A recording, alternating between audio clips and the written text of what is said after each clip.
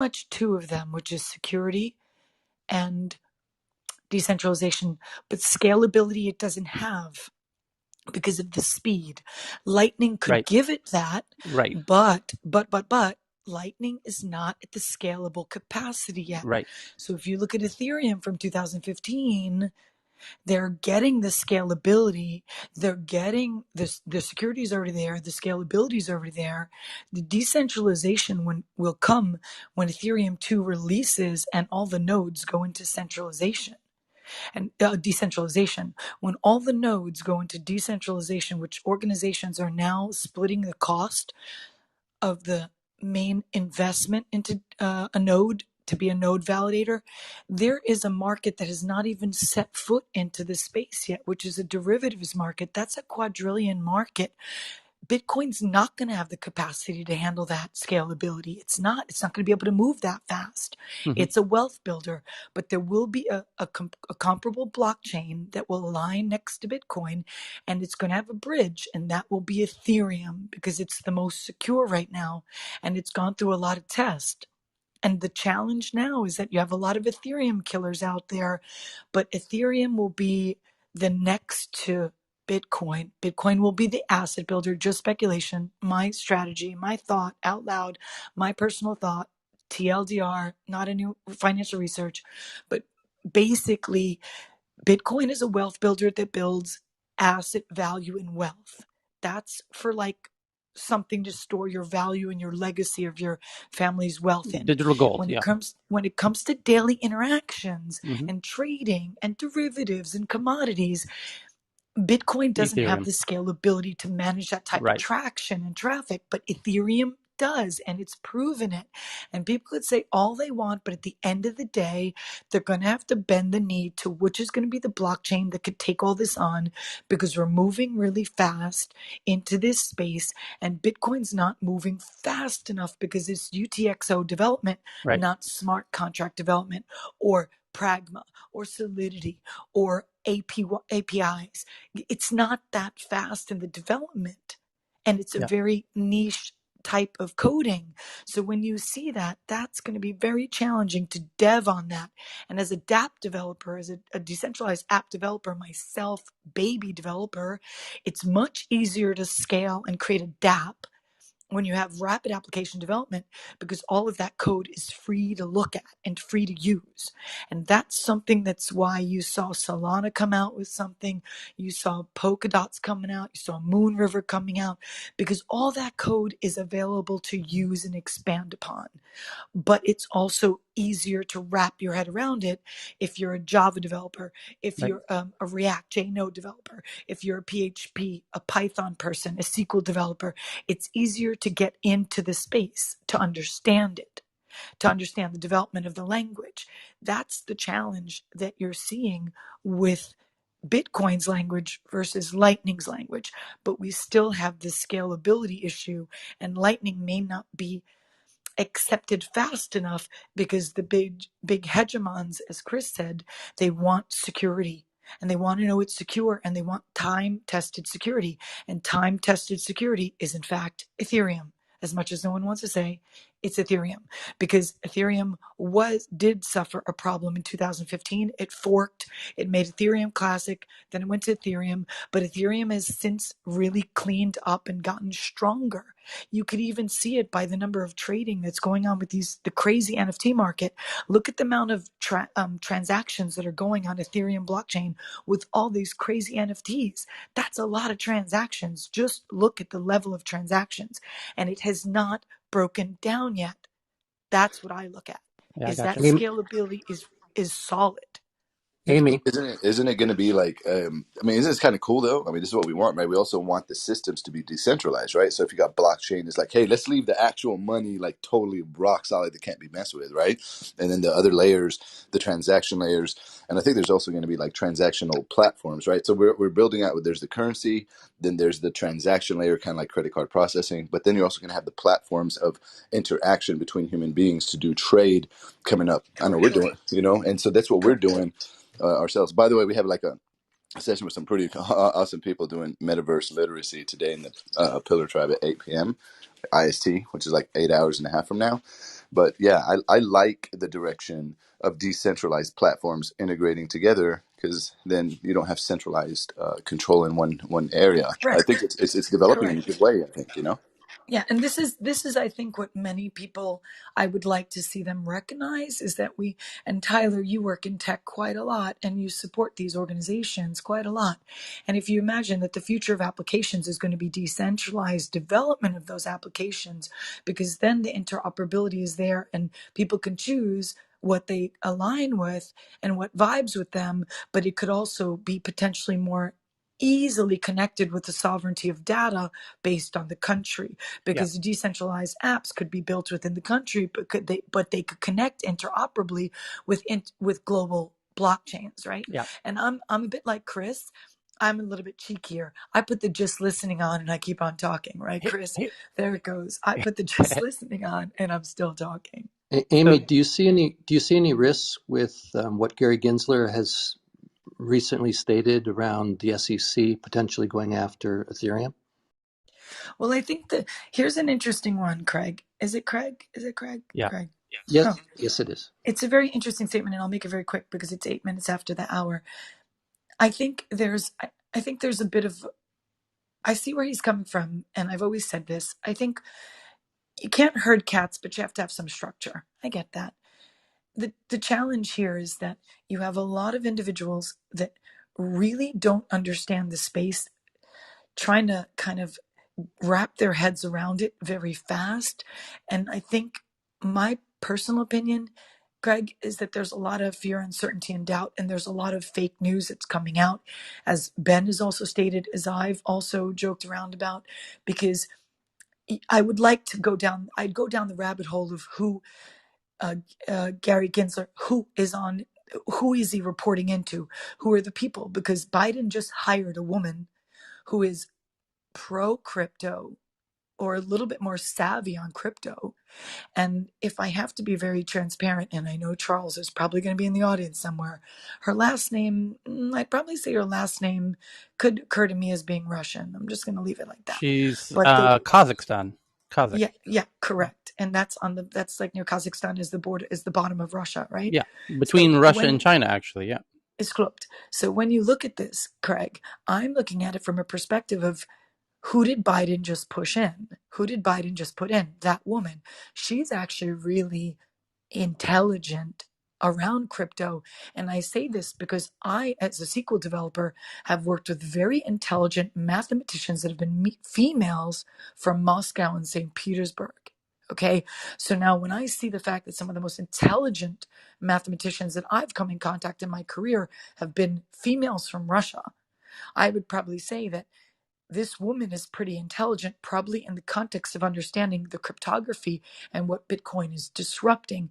And as we just said about decentralization and your question about Gary is a blockchain professor at MIT for a period that he did it. But I took that course and it's heavy, heavy, heavy theory. Okay. And we have to start looking at practicalities. You could have theory all you want, but this is why people that do MBAs sometimes come out, and Cal's not in here, but this is my point of contention with MBAs, is MBAs are very We go. theoretical. Make sure you stay on his question though. What about Gary? Yes, Yeah. but Craig, the long and short of it is I the can fact that, I can kind of direct you a little bit more. Um, sure, he has put some criteria down as to which cryptocurrencies are, in the wrong and which ones are in the right. And on Ethereum, he seems to be on the fence. But the one statement that gives me worry is the fact that Ethereum had a pre-mine, and I think around 70+% of that pre-mine went to insiders. So that's where I get concerned I with guess my Ethereum. question to you would be, is one question would be, when was that pre-mine? Number one. Number two, because I do rabbit hole research, I'd say critical thinking. When was that pre-mine? Was it pre-fork or after fork? Number three, looking to the layer two solution, Vitalik himself wants it to be decentralized. And the way that that will be created, right now there's over 200,000 Ethereum 2 validators for the new layer 2 solution, which will make Ethereum decentralized. Okay. That means I would look at the fourth question, Craig, is I would counteract your question by saying, who are the 200,000 Ethereum 2 validators? Because Ethereum 1 will go away. But not all the people that were the early seed to Ethereum 1 are going to be the same people that bought in to become validators, because validators require a technical understanding of how to run a node. Like I know how to run a node, but I'm technical. But who has a lot of money knows how to run a node themselves. We're getting That's too what deep. I would look at. Too deep in the woods. I want to bring it back to Go ahead. the Just listening. Yeah, no. We're Pull the Chris. Yes. Just have get off your soapbox, humor. Chris. The back to a couple of related headlines is Twitter, and this has to be. Let me look at my list. It's got to be. Yes, it is. It's the second biggest story in my list of today of the top headlines. Without saying what number one is, let's just jump to number two. Twitter integrates Strike's wallet to let users receive tips in Bitcoin, rolls out tips globally on iOS, and will explore support of NFT authentication. And it's a really interesting move, which we have predicted here going back many months. And May and I have said, yeah, he's going to do this. This is coming. And in fact, I asked Twitter's chief financial officer, Ned, in a Twitter Space interview 6 months ago with Cheryl in the room. Cheryl, you can validate my claim here. Yes, I was actually at a garden walk that day with Waterfall. I remember exactly what you're talking about. Yes. So I was hosting a Twitter Space room. Ned, the CFO of Twitter, popped in, who follows me on Twitter. A lot of the Twitter founders and Noto and all. Anyway, so he jumps in my Twitter Space room, and I was like, "Oh, Ned, welcome. Let me ask you some questions." And it turned into an interview about the future of Twitter. And I said, "Listen, you've got this guy Jack. He has maybe you've heard of him. He has this other company called Square, which is a fintech. He seems to like Bitcoin an awful lot. It's clear you're going to commercialize, e-commerceify Twitter and allow products and services, in addition to being kind of a platform for content. You're now going to start being a platform for commerce. That's coming. We know that because Asia's covered in it. We're swimming. We're drowning in it. Every social media platform in Asia is now an e-commerce platform. And they're making, way more money. And then sure enough, Facebook announces they're getting big into e-commerce. Everyone's getting big into e-commerce. And there's no denying that's the future of all the social media apps is e-commerce. So given that, and given that you've also launched this thing called Twitter Spaces, and you're hinted that you'll likely have paid Twitter Spaces, which they now have, called ticketed Twitter Spaces, and then they have super followers, which is a paid version of, kind of like OnlyFans for Twitter, where you get paid access to exclusive content.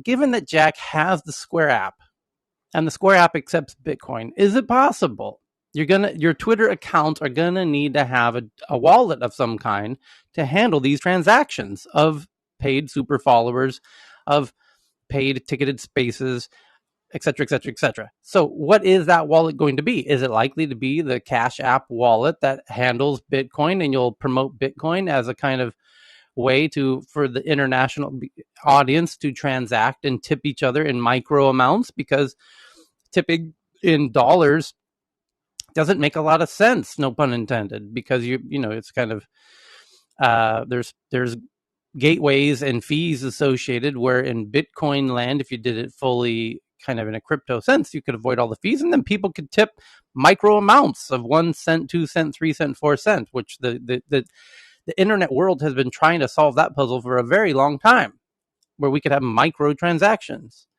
And to have microtransactions, you got to have very, very little fees. So what do you think, Ned? And Ned kind of laughed, and he says, in his response, he of course had to politically say, because this was 6 months ago, he couldn't say, yeah, of course we're going to do that. But it was clear to me based on his response, I think Cheryl would agree, that he said no, but he meant yes. And we laughed about it in the room. And so I've been saying this is coming. They're going to do this. This is very clear based on Ned's response that they already are talking about this internally. And then there's the headline. Twitter integrates to accept Bitcoin for tipping. And make no mistake, obviously that will apply to the ability to pay for ticketed spaces and super followers and selling products and services in Twitter from your profile in your bio, which, by the way, there's a dozen brands that currently in the pilot that are doing exactly that, where they, in their bio, there's a carousel of products that you can swipe, like Tinder swipes, through actual products in their bio and say, oh, there's a dozen items here for sale. Oh, that's interesting. And you click on it and you can buy it without ever leaving Twitter. Instagram's doing the same, TikTok's doing the same, Snapchat's doing the same. It's now coming to the West. Now, 3 years after Asia's been, head first into this in a huge way. So, yeah, it's coming, and it's very interesting. And there's so many other interesting questions that this provokes, like, will the NFT Ethereum geeks, the NFT, CryptoPunk community is super excited about the idea that they can have actually verified NFT ownership, authentication to show that they actually own this CryptoPunk or this stoned ape or this NFT collectible as their avatar in Twitter, for example. So there's all kinds of interesting questions that it raises that it needs its own room, and we don't have time to get into. Our friend Jeremiah Ouyang tweeted about this article about Twitter integrating this crypto. So did Brian Armstrong from Coinbase. He took to Twitter to say, this huge if true. I imagine we'll see crypto integrated into most social media apps in the next 5 years. Reddit has already started in this direction. We will also see brand new decentralized social media apps. And that's an interesting point as well, which Amy was getting on for a minute, which is, so one response I have to you, May, is I think there's some, how this huge Wall Street Journal series that's went on all last week and will continue for maybe weeks to come. They call it the Facebook Files, where they're throwing Facebook under the bus. There's some insider at Facebook who's kind of leaking out all kinds of juicy details of misgivings inside of Facebook.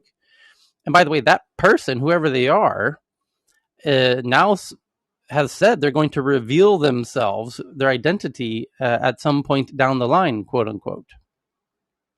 So that's itself one of the headlines today. But I believe what's going to happen is the amount of distrust due to this Wall Street Journal series, and here's what I'm thinking is, here's what appears to be happening. And tell me if I'm wrong. What we have seen is this Wall Street Journal series of a whole bunch of really damning stuff being leaked out of Facebook. Apple has internal people who aren't happy with how Apple's going, and they are likely to start doing the same. And Tim Cook, there's a headline today that Tim Cook says we're going to try and crack down on people at Apple leaking internal communications from Apple. Hold that thought. And we've got people at Google who aren't happy with the way the USS Google, super tanker is moving. And one way they've realized they don't really have much recourse as an employee of this massive tech company to steer the ship. They don't have their hand on the wheel. What they do have is internal access to a lot of important stuff that they can then leak to journalists, and the journalists can then launch torpedoes at the supertanker. That's what's happening at Facebook, metaphorically at the moment. I imagine that could spread to the other major social networks, and in doing so, sow a lot of distrust for the mega social networks, potentially. And in doing that could lead to an opportunity for decentralized social networks to flourish. Oh, wow, what a coincidence. Some individual just launched. There was a headline 48 hours ago. He's launching what's called DSO, Decentralized Social Network. He just raised $200 million from Chamath Palihapitiya and Sequoia and Andreessen Horowitz. And by the way, those two firms, being two of the biggest tech firms on the planet, don't normally like to invest together, but they both invested together in a decentralized social network with Chamath and other, I think Balaji's in that deal as well. And that's really interesting. Here it is already. Here it comes. The decentralized social networks. Oh, and Jack Dorsey himself, it has a decentralized social network approach, preemptively realizing kind of perhaps what I'm laying out here, which is the next era is going to be people are losing trust in the old legacy social media platforms. We want decentralized social media platforms that are, I think, open source. And I believe in Jack's version, I believe it is open source, his Blue Sky thing. I know the finance part of it, the TBD company is. So, and I think that is the future. I think people in the future are going to want and become skeptical of big companies that make lots of money in the dark with walled gardens, with proprietary data, and getting you to click I agree to take a bunch of stuff from you. And that's the old model.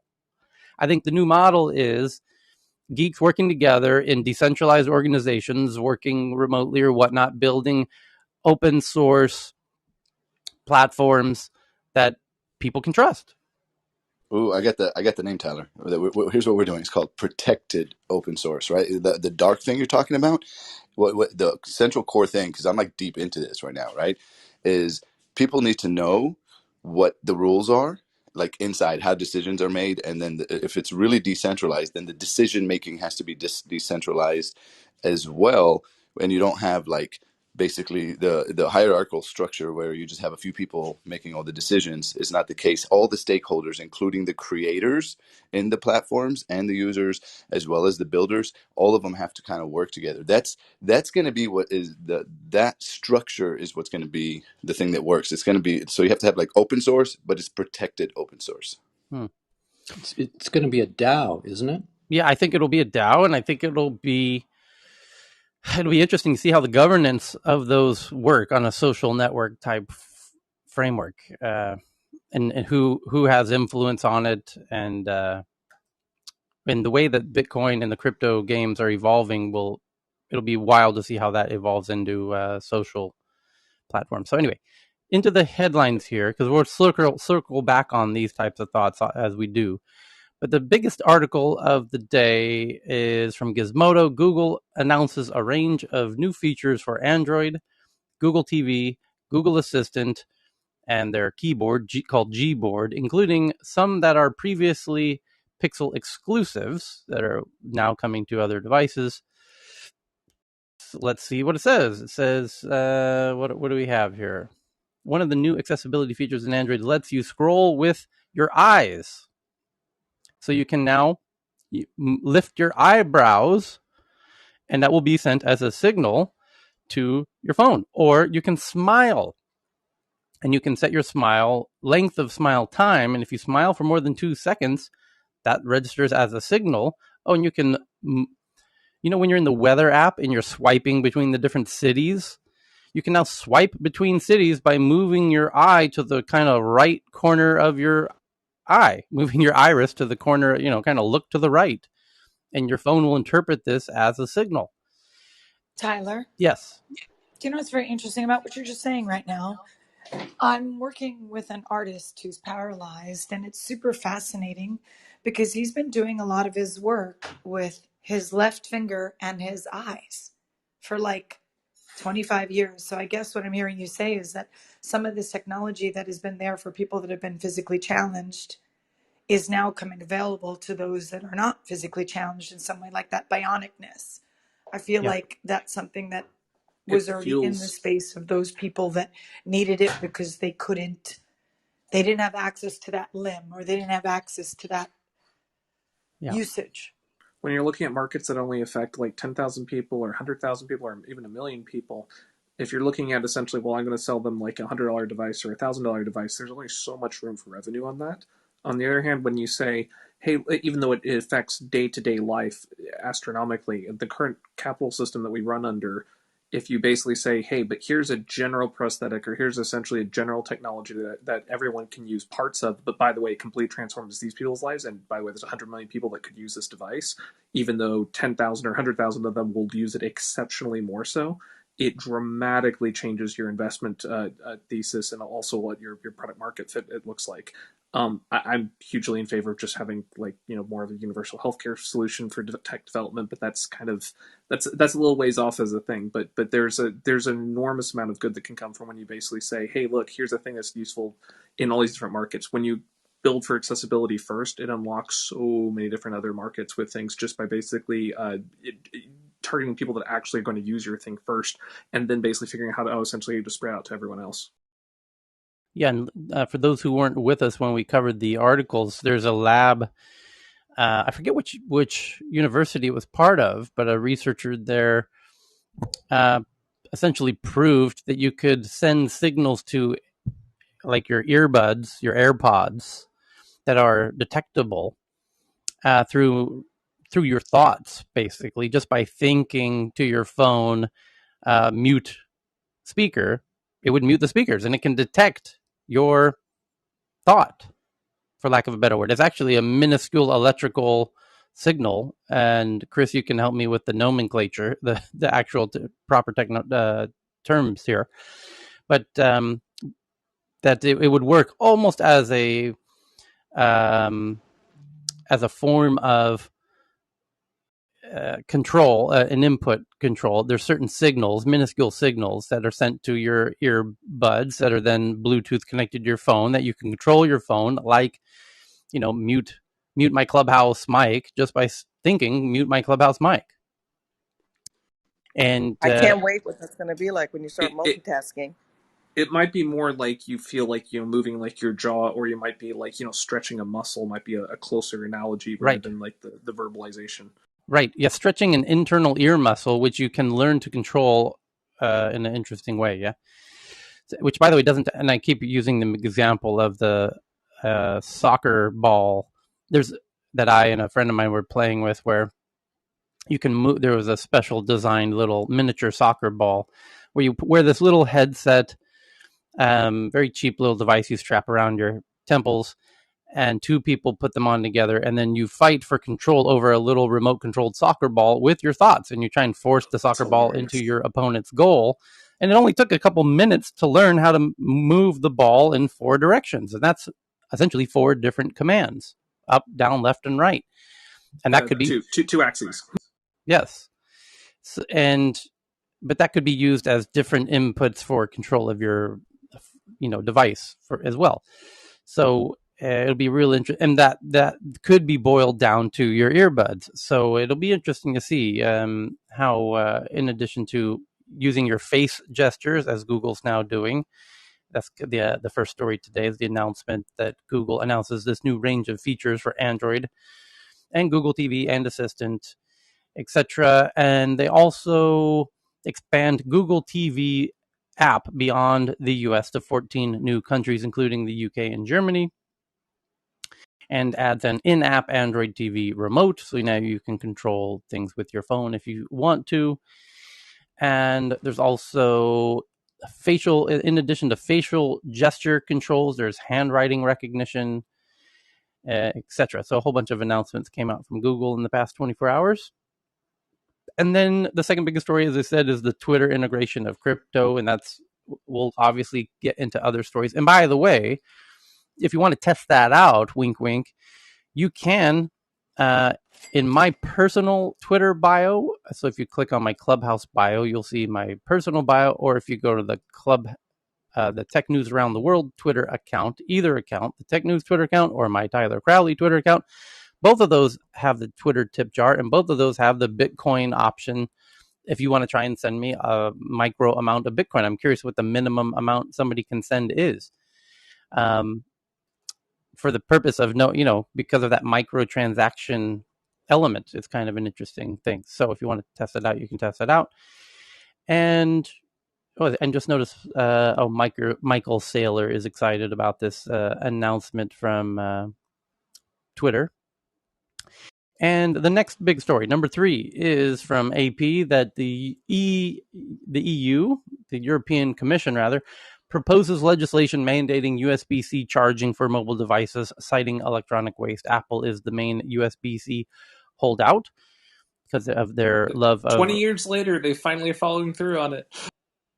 Yeah. This was a threat that they had, like, it wasn't 10 years ago. I think it was literally 20 years ago with things. Like, when the cell phones were first being introduced, one of the more lucrative lines of business you could make was all the little charging apparatuses you plug into the things. It was like when they were first coming out, and then they maintained that for like 5-10 years or so for EU cracked down on it. And it's like saying, hey, if you guys don't get your shit together, we're going to regulate the hell out of you. And they're like, oh no, we already have to go through so many product design reviews. We don't have to go through a government one on top of that. So they're like, all right. And then they basically did like an industry. Okay, well, we'll not make that as a market segment. We're going to basically intentionally make these painful to use, and charge money for them. But the thing that's hilarious is apparently Apple's like, nope, we're going to do our Thunderbolt for forever, and then now EU is going, well, okay, I guess it's time to finally regulate the power chargers. Yeah, the companies have 2 years to comply. And Benedict Evans, who used to be at Andreessen Horowitz, made an interesting tweet about it, saying, this is a profoundly stupid way to approach product design and standardization. What happens in 5 years when someone wants to use a better, new connector? What if they had picked USB 3 5 years ago? Then we'd be stuck using the old USB B connector. Would that be such a bad thing? So, but I think it might be a while before they come up with an improvement on USB-C, honestly. And it seems to be becoming a bit of a standard anyways. But there's a whole bunch of people, very legitimate smart geeks, criticizing this. PT on Twitter says, as much as I really wish the iPhone were USB-C, this seems like a very bad idea. We all hate the next port until we have it, then we prefer it. And Harry McCracken, who's been a journalist longer than anybody in this game, says, personally, I'd be delighted if there was a iPhone with a USB-C, but it kind of does feel like if the EU had been paying attention in the 1980s, we'd all be charging our phones over Centronics ports to this day, that's a hilarious thought in itself. And there's a lot of agreement amongst old school geeks about this, that yeah, we would actually prefer a USB-C iPhone, but there is, when governments start getting involved in these kinds of decisions, they historically don't end well.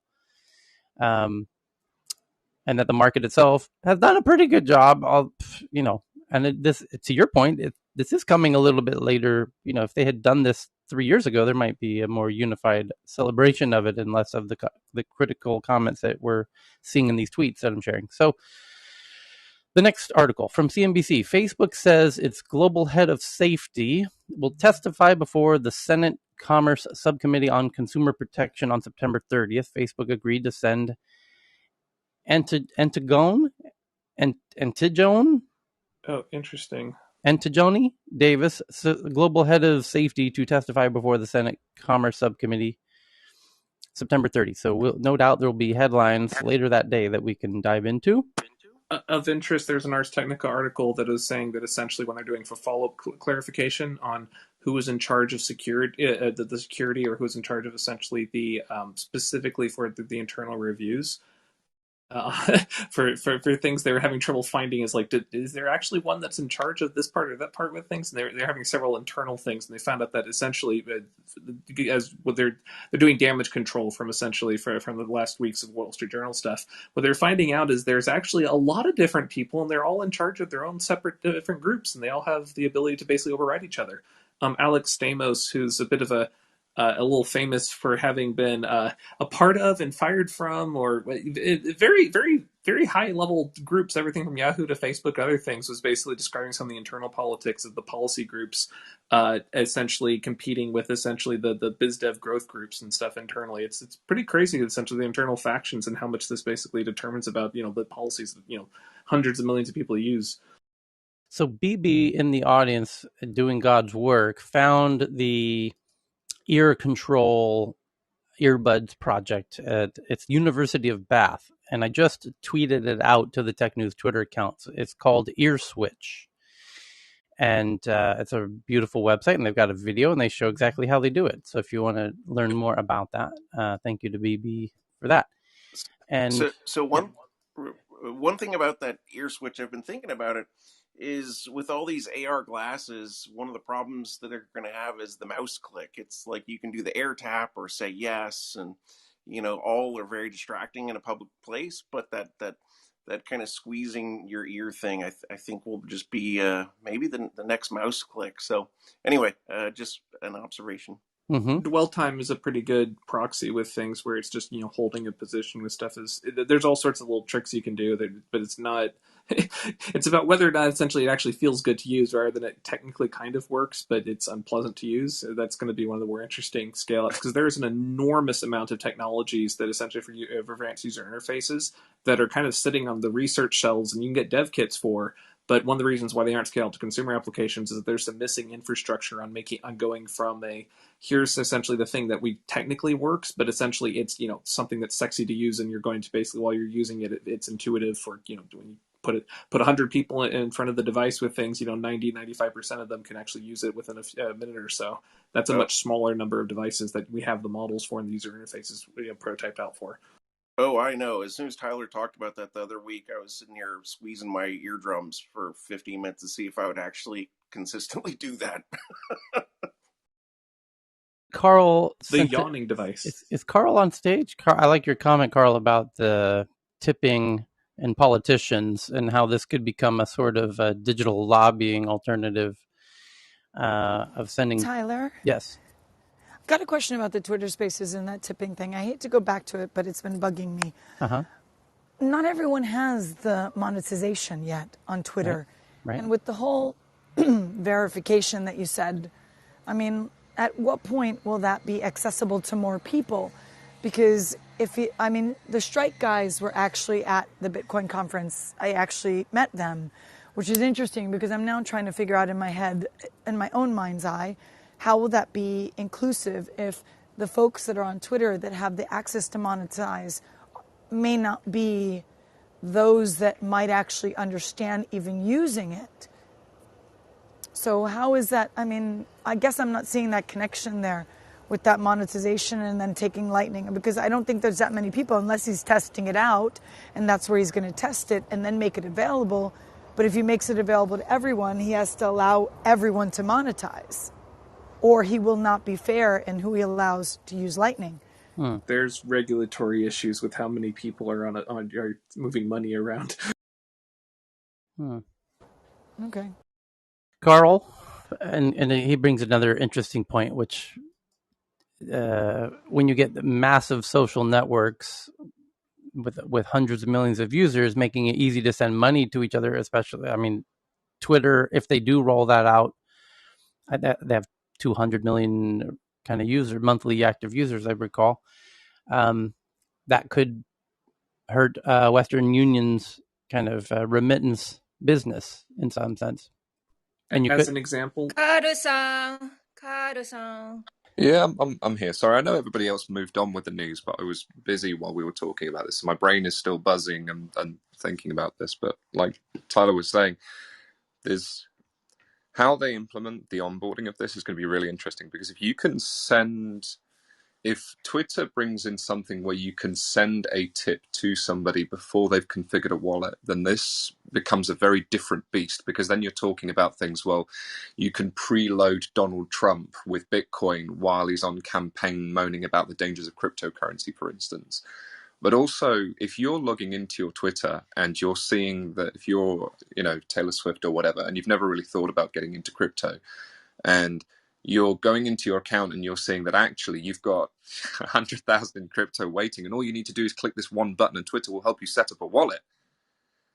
Well, now Twitter's controlling the onboarding. Twitter is like the onboarding of crypto is going to be massively increased, like 10x, 50x, 20x. It's going to be insane. This is very familiar, though, right? I mean, PayPal, right? If you don't have a PayPal account, you get sent PayPal, it notifies you, hey, someone sent you money with PayPal. No one's going to leave that there, Really, all Twitter would have to do to get adoption is figure out what their customer acquisition costs are and do like a, hey, sign up for a free Twitter Cash account and get $5, and it's on. Give $1 billion out and watch what happens. So check this out. So Cash App currently will pay me or anyone $30 into my account for anyone who signs up for a Cash App account. So they clearly have they understand the value of getting new users. Given that, and Cash App is owned by Square, which is the same CEO of Twitter, wouldn't Twitter then Moon Wallet, MUUN, which makes it easy to create a Bitcoin wallet in about 3 clicks with an actual Bitcoin address? Jack even said verbally out loud on a live stream with Elon Musk a month ago and Kathy Wood that he loves Moon Wallet. So likely he's going to add that into Cash App themselves, where it'll make it 2 clicks to have your own Bitcoin address, and non-custodial as well, by the way. And then they could just say, hey, boom, magic presto, every Cash App account has a Bitcoin address. Oh, and auto magically presto, every Twitter user also has a Cash App wallet connected to it. So to your point, Carl, you've got a Bitcoin address. People are going to, they're just going to set it up for you auto magically to Tyler. your 200 million Twitter accounts. And people will be able to send money to it. And as you just said with PayPal, and those PayPal dudes were not stupid folks. That's why they're still running the show in Silicon Valley. The PayPal mafia is like, Peter Thiel, Elon Musk, Keith Raboy, to name a few. And Max Levchin, who's doing Affirm. These guys are still the kings of finance in some way. Max Levchin with Affirm is just killing it, by the way, and Keith Raboy's with him over there, and David Sachs is killing it. They're all all billionaires many times over. So my point is, that was one of the best teams ever assembled, and that strategy of, you have money, just click here to redeem it, is perhaps the best click-through rate in the history of the internet, to Chris's point. No one would leave cash on the table, man. Well, my point is, Tyler. Right, hold on. But my point is, as a Bitcoin tip jar in Twitter for all kinds of, instead of liking this tweet, give the person a Satoshi for their tweet, which is not so different than what happens in Reddit, by the way.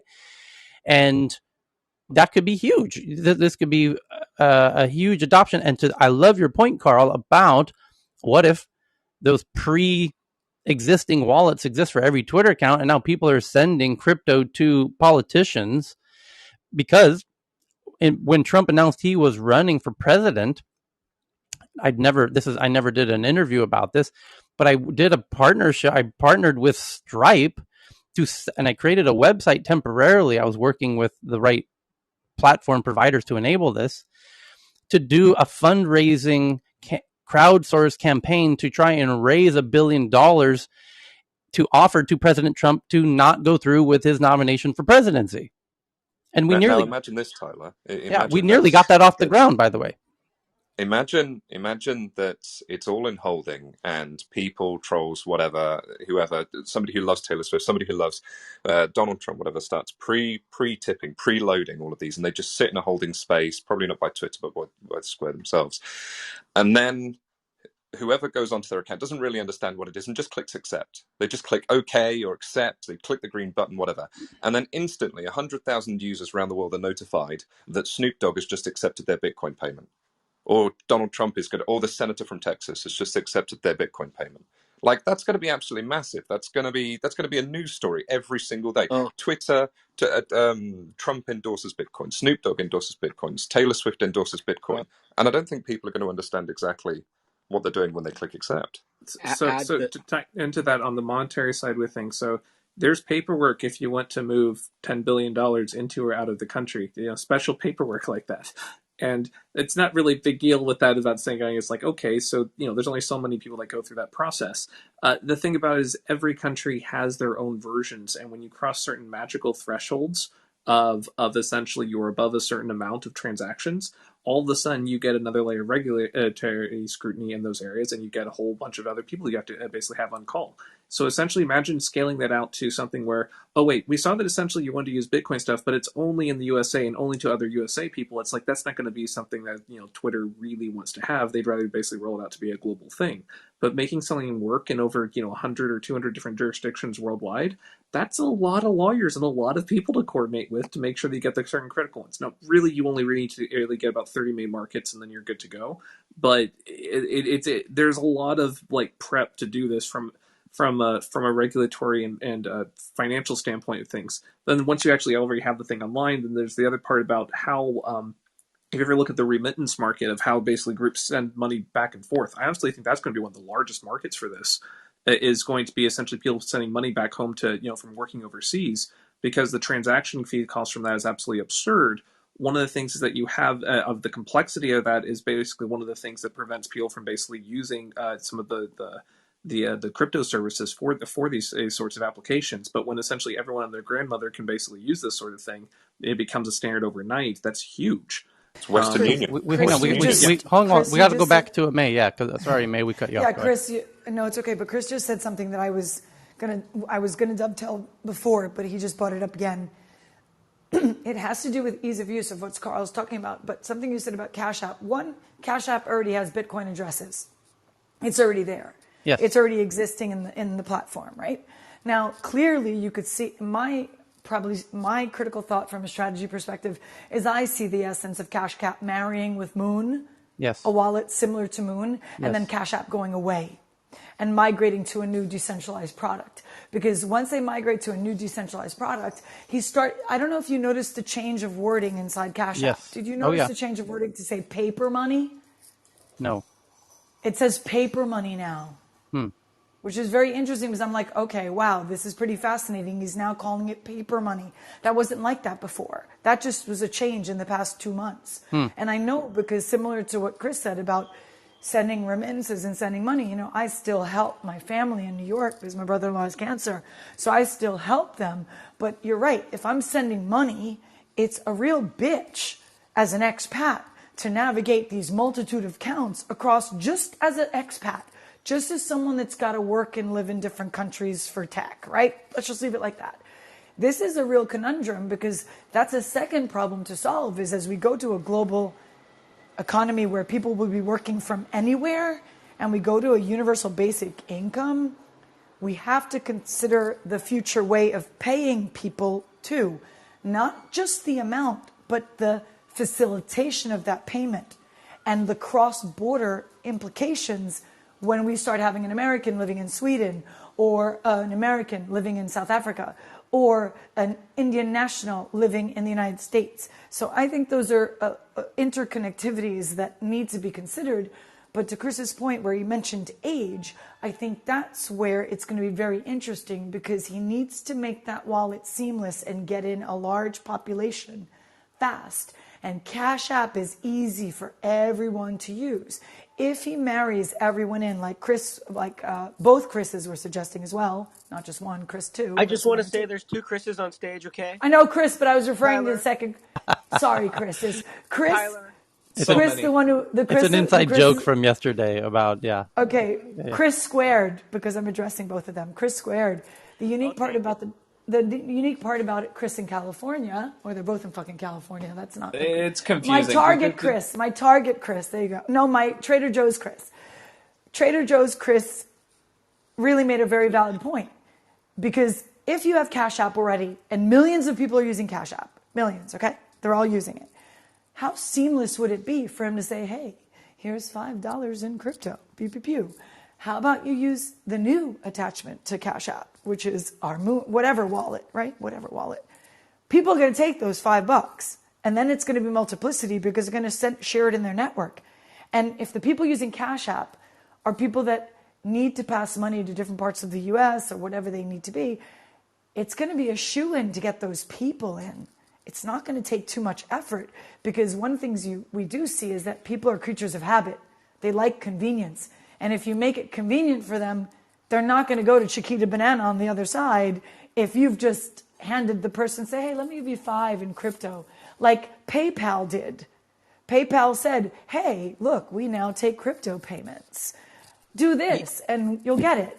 Even crazier is if you do a sign-up bonus, right? Make $100, Yeah, like the pretty much. banks do it as a like Well, by they 100. did it for the vaccines, Chris, Trader Joe's. They did it for the vaccines. They were giving away $200 or AirPods. So this is not unheard of that it's not a marketing ploy that people could do for sure. And I think that's where he might win. But see, if you take it as a deposit, right? Like 100, we'll match your deposit up to $500 in crypto or something insane like that. You'd have a You line kill like two the birds. Apple iPhone.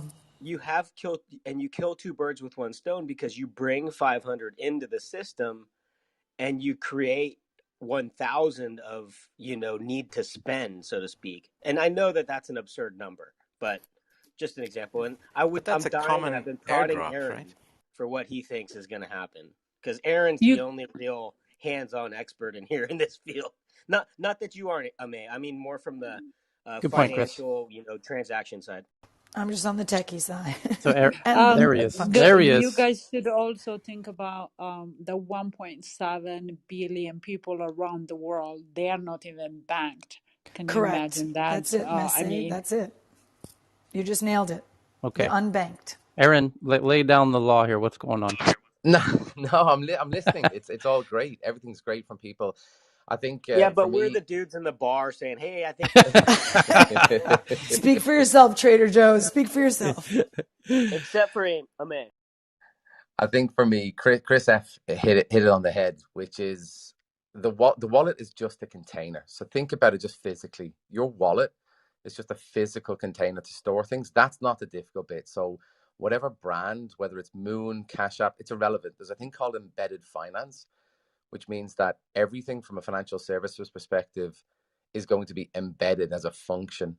The challenge is the cross border. MasterCard and Visa have not even solved that, and they're 75 years in business. So from a cross border perspective, like if we can really get this usage, if we can get it down to remittance, if we can get it down to transfer, if we can get it down to use, that's the bit that we should be looking at here. That's the bit that social media can really, really support and drive. The wallet, that's just noise.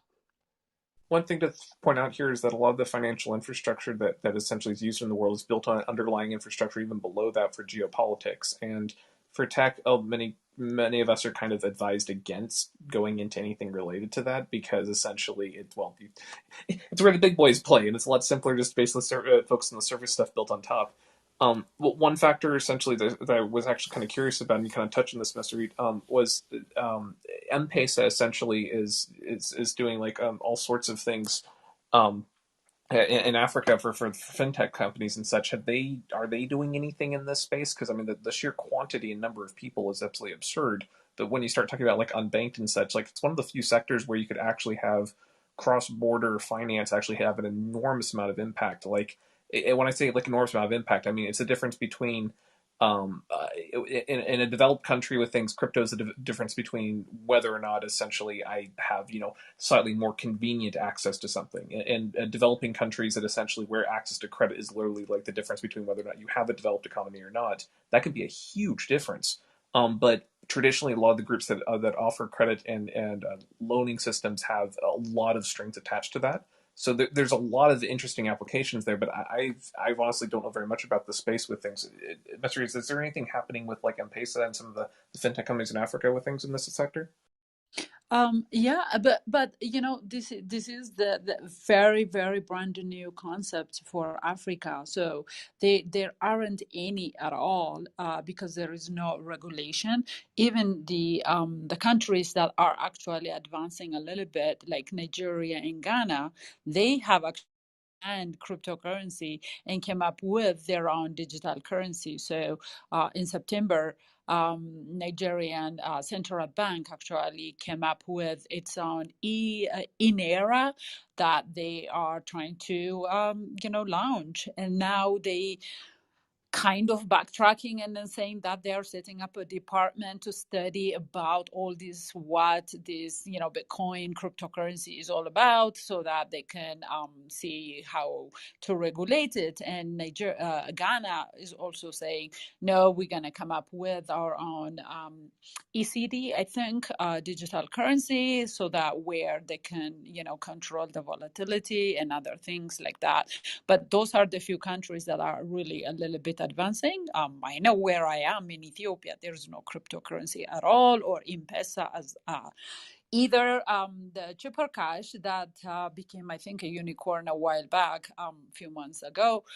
They are trying to think about the cross-border, remittances and things like that. They are thinking about branching there, but if you are operating in Africa, you need to have the regulation, and we don't have it yet. Thank you for that. Thank you, Messi.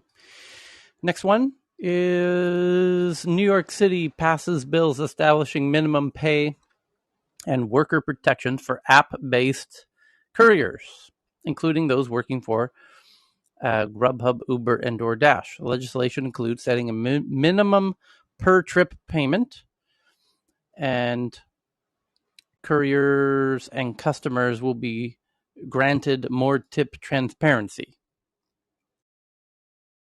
The sweeping measures would require restaurants to grant couriers access to bathrooms. We're now at the point where we have to basically make this explicit.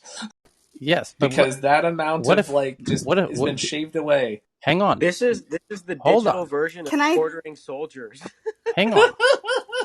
What if the restaurant in New York restaurants in New York City also must require vaccine passports, proof of vaccination?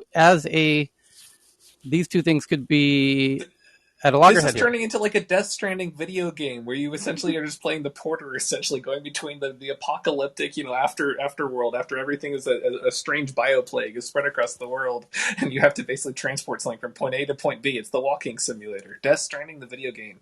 It's now in New York. But will the Uber Eats driver / rider / delivery person need to show proof of vaccination to use the bathroom? Can I chime in? Yeah. The questions of 2021. I don't even know if this app is working right. This is Melissa, if you guys can hear. Yeah, we can hear you, Melissa. So I guess, I don't even know what to say at my core, because I feel like my transformation through the digital quote unquote journey it's just been ever evolving. And I joined this conversation quite late. I came in and I didn't know what the subject was, or, I saw Tyler. I'm like, okay, this might be cool. I'll come back to Clubhouse. And you guys were talking about currency, cryptos, all these things. And I felt like everyone was on the same page, but the definitions were defined. Yes. And what is wealth and what is currency and what is debt and equity, those are all variables. And I just kind of came in at the time that I did at the place or whatever with a different perspective. But I felt like everybody was speaking the same language, but we didn't have the same terms. Here's why. And yes. It's because we meet every day, twice a day, for hours every day. So I'm not asking why. I guess I would challenge I think everyone kind of has the same why. It's just different. Everyone has a different emphasis. Yes. And I am a marketer, and I've just been so frustrated with this client and network. It's just like it's tug and pull and give and get, and it's like we're here to serve, and there's two ways to serve. It's a client and a network. But when you really, go back to who owns the net, we own the net. So there's 0 to 10, and there's numbers, and there's math. And is it math? Do you value math or science? What's the hierarchy? What's the class? And that's design, and it's art, and it's culture. And everyone's kind of speaking the same language, but they have a different emphasis. And I feel like I'm thrown into, I guess for me in my professional journey of where I'm at now, I'm thrown into making everyone understand it to where I don't even want to understand it, because I have to make people connect so much that I don't want to be connected. And I don't know if that makes sense. Oh, it makes sense. So speaking of going with the science, as far as the restrooms go, there's been documented airborne transmission in restrooms.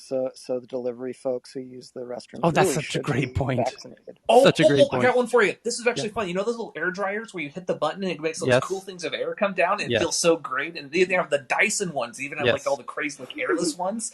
Those are extra fun apparently for disease transmission. So they're actually, if you actually want to do health centric, you actually want to take those out and go back to paper towels because apparently they act as perfect mixtures for everything Back to in the room. basics.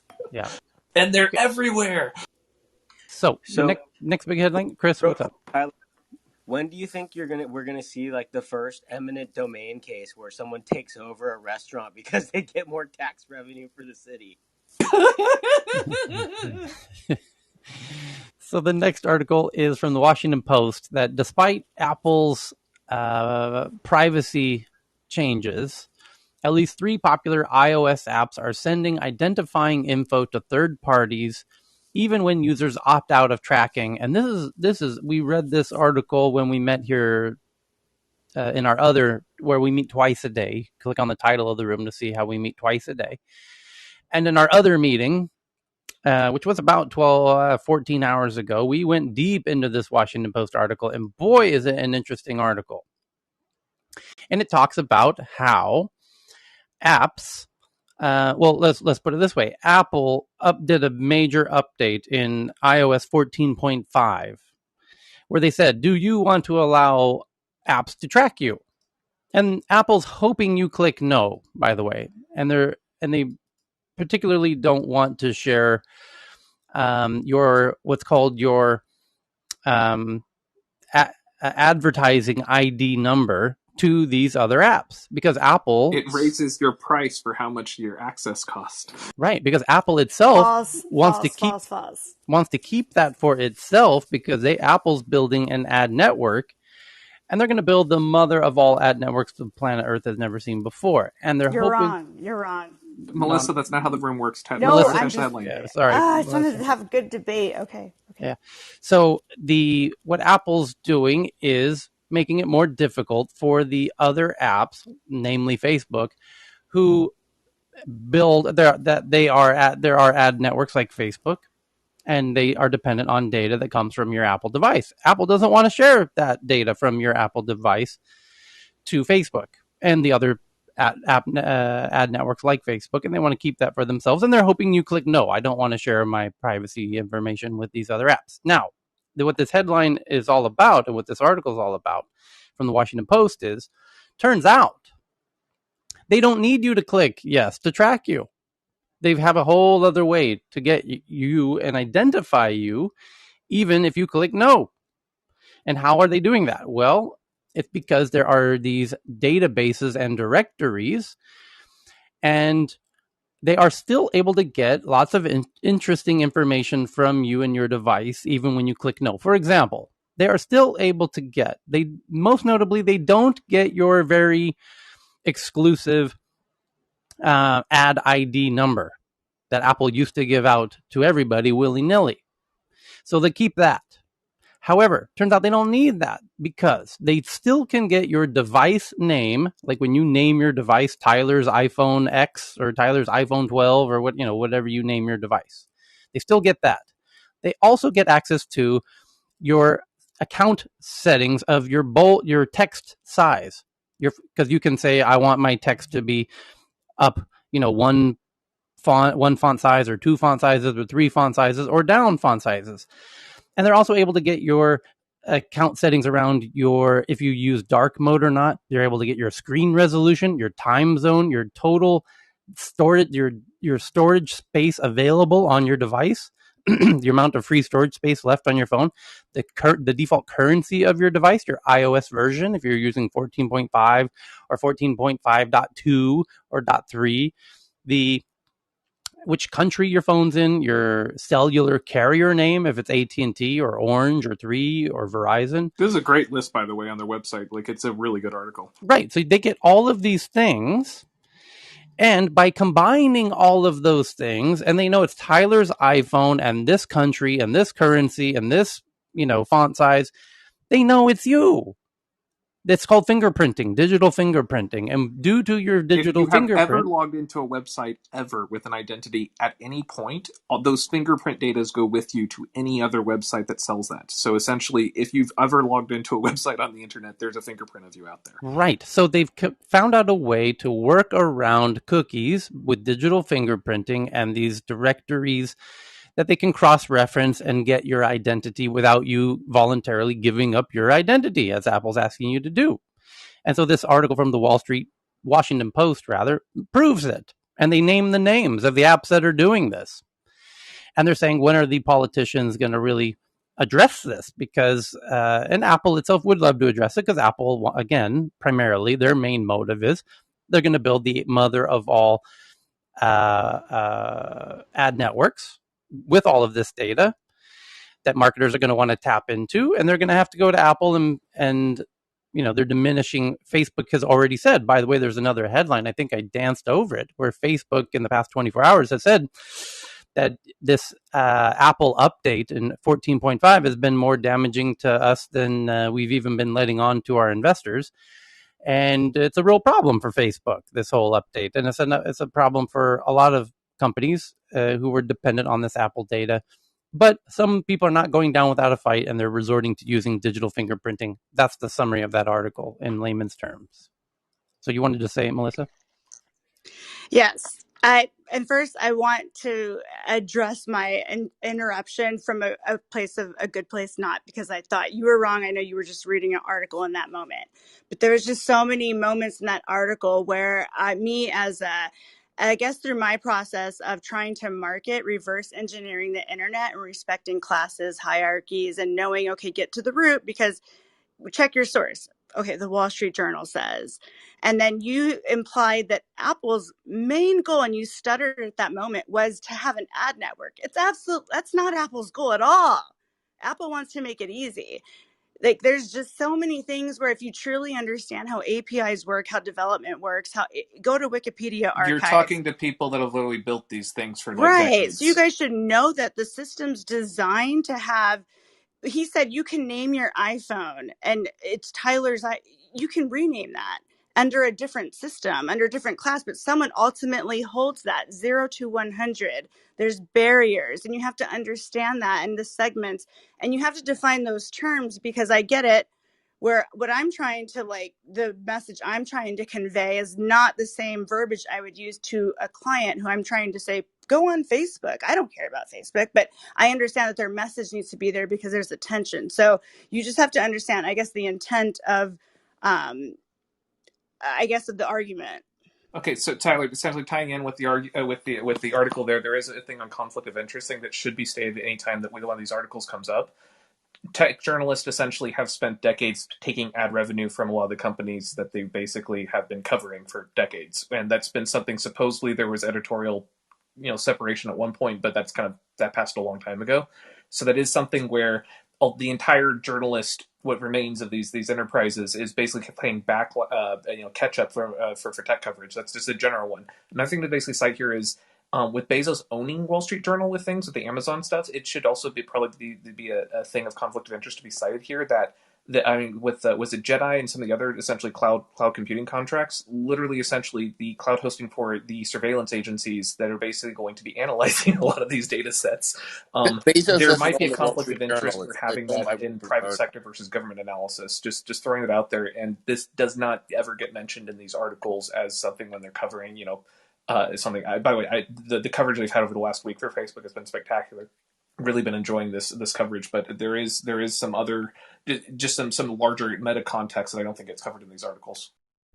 Bezos does not own the Wall Street Journal. It's controlled by Rupert Murdoch. Hey Tyler, I did Washington make an Post mistake here. My mistake. I did not check. I was looking at the article. I got the wrong one up here. He means Washington Post, but the article's by Washington Post, the one I was reading. Oh, it is. Oh, okay. I thought we was talking about the Wall Street Journal. Yeah. I think I said something wrong there. My mistake. Hey Ty, we have Faraz down there. He's had an exciting couple weeks. There's a where are you at, Faraz? Hands up there. Find the Faraz button. It's like, where's I Waldo? just wanted to, Fine for Oz. Tyler, I wanted to get Yeah. Tyler, I wanted to get a quick word in. I just wanted to say that I recently learned, I think a lot of people don't know, maybe people in this room know, on your Apple devices, when you do a search and you think it's a local search, whether it's an iPhone or a Mac, for example, you're looking for a file or a note in Spotlight, that is going out to Apple servers and being stored on Apple servers indefinitely. Ooh, that's shiny. Okay, so the next one is from The Verge, that Tim Sweeney, the CEO of Epic Games, says that Apple told Epic, his company, that it will not consider reinstating Epic's developer account until all legal appeals have concluded, likely years from now. And this has turned into a bit of a shitstorm in the past 24 hours, essentially because Epic, the maker of Fortnite, used to be on the App Store and no longer is. Epic, well, first of all, then Epic decided, you know what? We understand that Apple's trying to enforce that our users use their in-app payment system to pay for stuff, and we don't like that. We want them to pay us directly, so we're going to allow them to pay directly. Well, in doing that, that violates your agreement as an app in the App Store, and so Apple shut Fortnite down. And in fact, as part of violating Apple's agreement in that way, they reserve the right to ban your account, not just the app, but your what's called developer account. So they're not just punishing you, from driving the car and taking your keys. They're taking your driver's license. So you're not even able to drive any car, not just that car, that one app. Like that, and then if you're renting that car out to all of your neighbors and friends, like Unreal Engine is doing, essentially, because they're using Fortnite as a prototyping platform for all the games in the world built on Unreal Engine. Because you've done that, it starts to get really nervous real quick. So here's what gets interesting, because now Tim, the CEO of Epic, is saying, okay, we had this lawsuit. When Apple removed Fortnite and banned their account, removed their actual developer account. Again, these are two different levels of permissions. One of them is your keys to the car being Fortnite. They removed the keys to the car. You don't have Fortnite in the App Store anymore. They went one step further and took away the driver's license, so you can't have any cars. You're not allowed to get into a car no more. You don't have apps anymore in our App Store. So, and Tim is saying, can I please have my driver's license back? Because can you please reinstate our developer account? Because according to Apple, they said we're revoking your developer account until you operate and are willing to play under our rules like everybody else does. And Tim, the CEO of Epic, is saying, okay, we are now willing to operate under your rules just like everybody else does. So go ahead and give us back our driver's license, please. Thank you very much. And Apple says, not so fast. We're not going to give you it back until you're done with all of this legal appeals process, which you're obviously going to appeal. You've already said you're going to appeal it. There was a court case. The court case happened. You said you're going to appeal it. We're not giving you it back until we're done with the appeals. And Epic Tim says, but that's not what you said was going to happen. You didn't specify that when you said you were removing our driver's license and our developer account. You said you would reinstate our account once we decided to operate under your rules. And we are willing to operate under your rules just like everybody else. So go ahead and give back the account. So that's the weird little stalemate that they are in at the moment. And that's a quick summary. What's interesting is that this sets court precedent, other... not just legal court, but in Apple's developer thing, says Apple's exerting more power than some government parts. In well, this is Tim. Tim makes this point very, very well. That's where this gets really, really interesting. By doing this, by Apple holding the driver's license and not letting them bring back their developer account, Tim is saying, there you go, Apple, doing exactly what we accused you of in the court case, of being a monopoly. You're the judge, jury, executioner in all of this, and flexing your power in a way that you shouldn't be able to do. And this is precisely what we were trying to show that you do. And now you're doing it. Tyler, how many other apps do they have Tyler, under the Epic developer account? Because at the Epic, I mean that's egregious, right? Like if they're saying, hey, this one is not compliant with their rules. What about, and then they're like you said, the driver's license to drive all the other cars, and they're like, well, none of these other apps can get updated, and that's another thing. They might have left the apps out there and say, oh, well, we didn't take them down. Well, you can't update them if you don't have the developer account to update Correct. them, right? Right. Exactly So right. how many other apps did they have out there that they're basically just saying we're getting rid of your whole freaking portfolio? It's a great question. Who else was jumping in there? Craig? Faraz. Tyler, it's me. Yes. For us, Tyler, I have no mercy for Epic. I'm sorry, I have no empathy for them. I apologize. In this particular lawsuit, I mean, I'm sure there's a lot of people on stage and people in the audience that know what Epic does to the content creators and the artists and various other people that work for them and are on contracts with them and how they get screwed over. So, in my own, I mean, I could care less what happens to Epic. Epic is the Apple of the gaming world. I'll leave it at that. Thanks. Okay.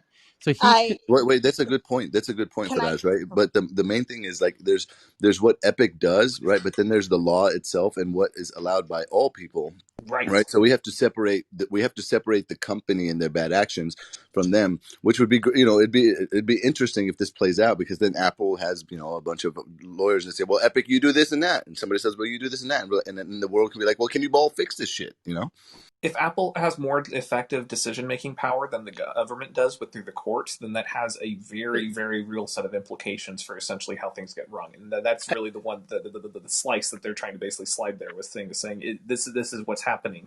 And by Apple playing into this, they're setting up themselves up for later stuff. It's not necessarily about Epic specifically. It's essentially all the other stuff that comes after it. And yeah, Epic is a large company basically fighting another large company, but the way this shapes out does affect what markets develop afterwards.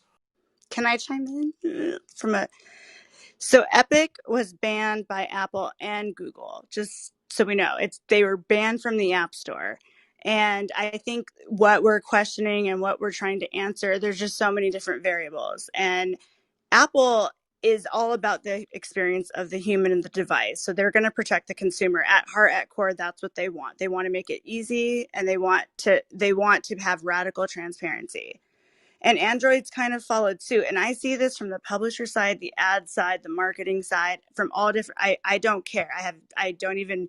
It doesn't matter. I have to serve both sides. So it's unbiased, and it's. I think the whole system there is bullshit. When you build an app, prior to last year, they take 30% of your revenue for the first year, all of your work, your intellectual property. But that's it. They are not trying to monetize an ad network at its core. I will say, I mean, it's Google, Apple, Amazon, and everybody's trying to be hardware, search, device, human. And at their core, they're each great at only one of those. And they have to learn to integrate, to work well together. Melissa, for the small guy, I understand completely what you're saying. But if for large people, like for large companies like Epic, for that 30%, look at the amount of benefits they get as well for paying that 30%. Oh, 100%. I tell my clients, I work with one of the biggest app companies in the USA. I consult for them.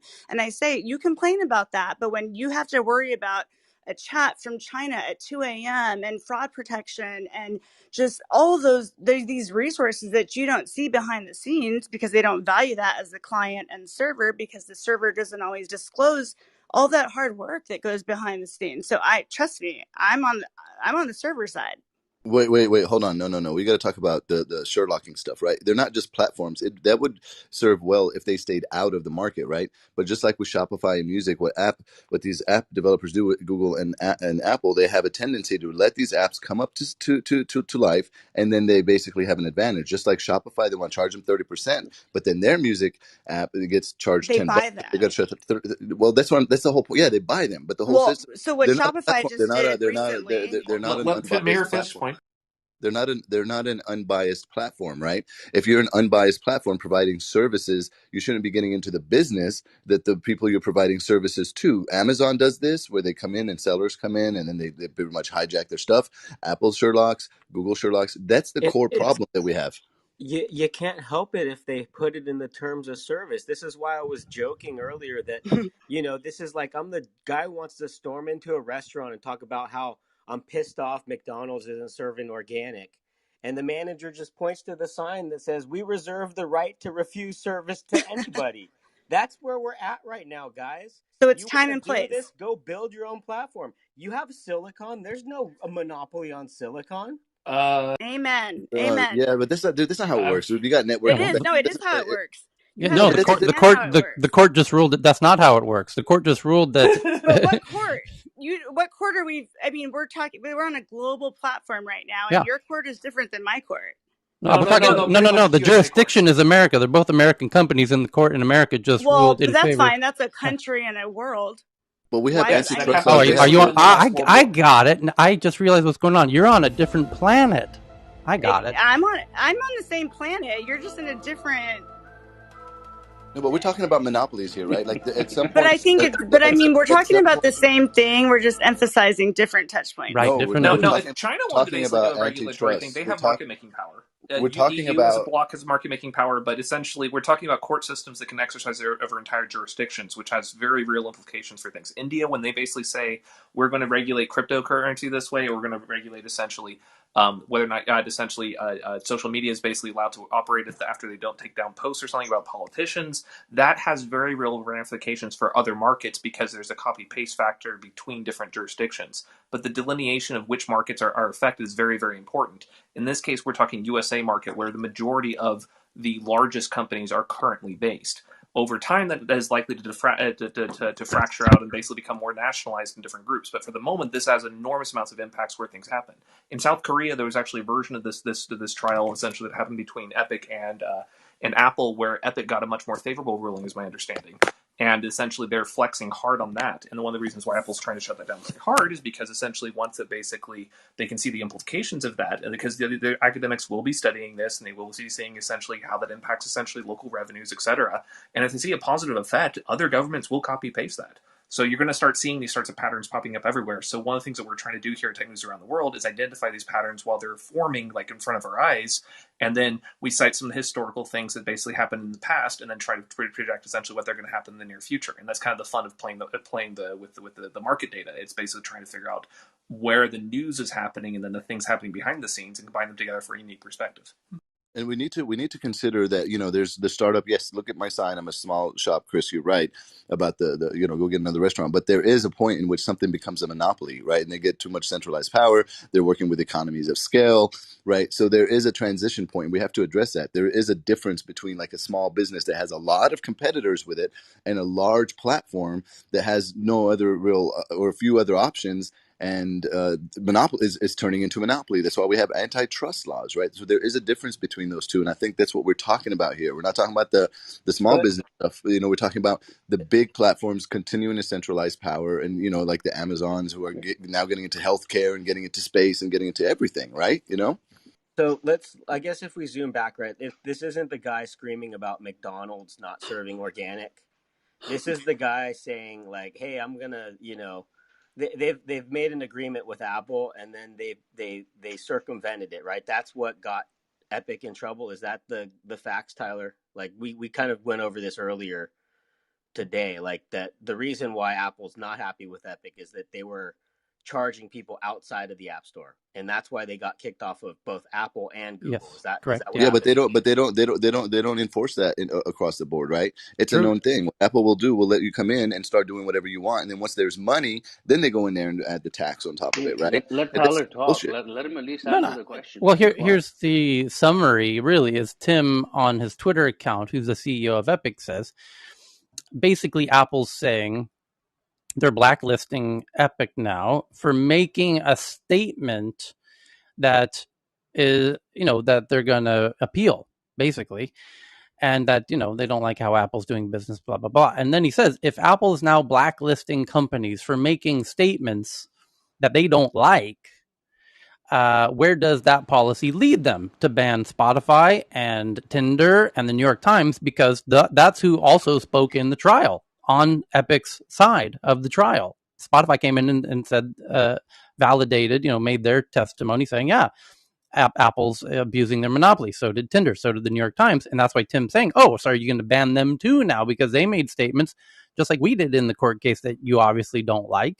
So are you going to ban them? And then he concludes by saying in his last tweet, Fortnite should not be blacklisted for challenging an agreement containing terms the court found to be unlawful, which Apple forces on all developers. And the court found what Apple forces on all developers, the court found to be unlawful.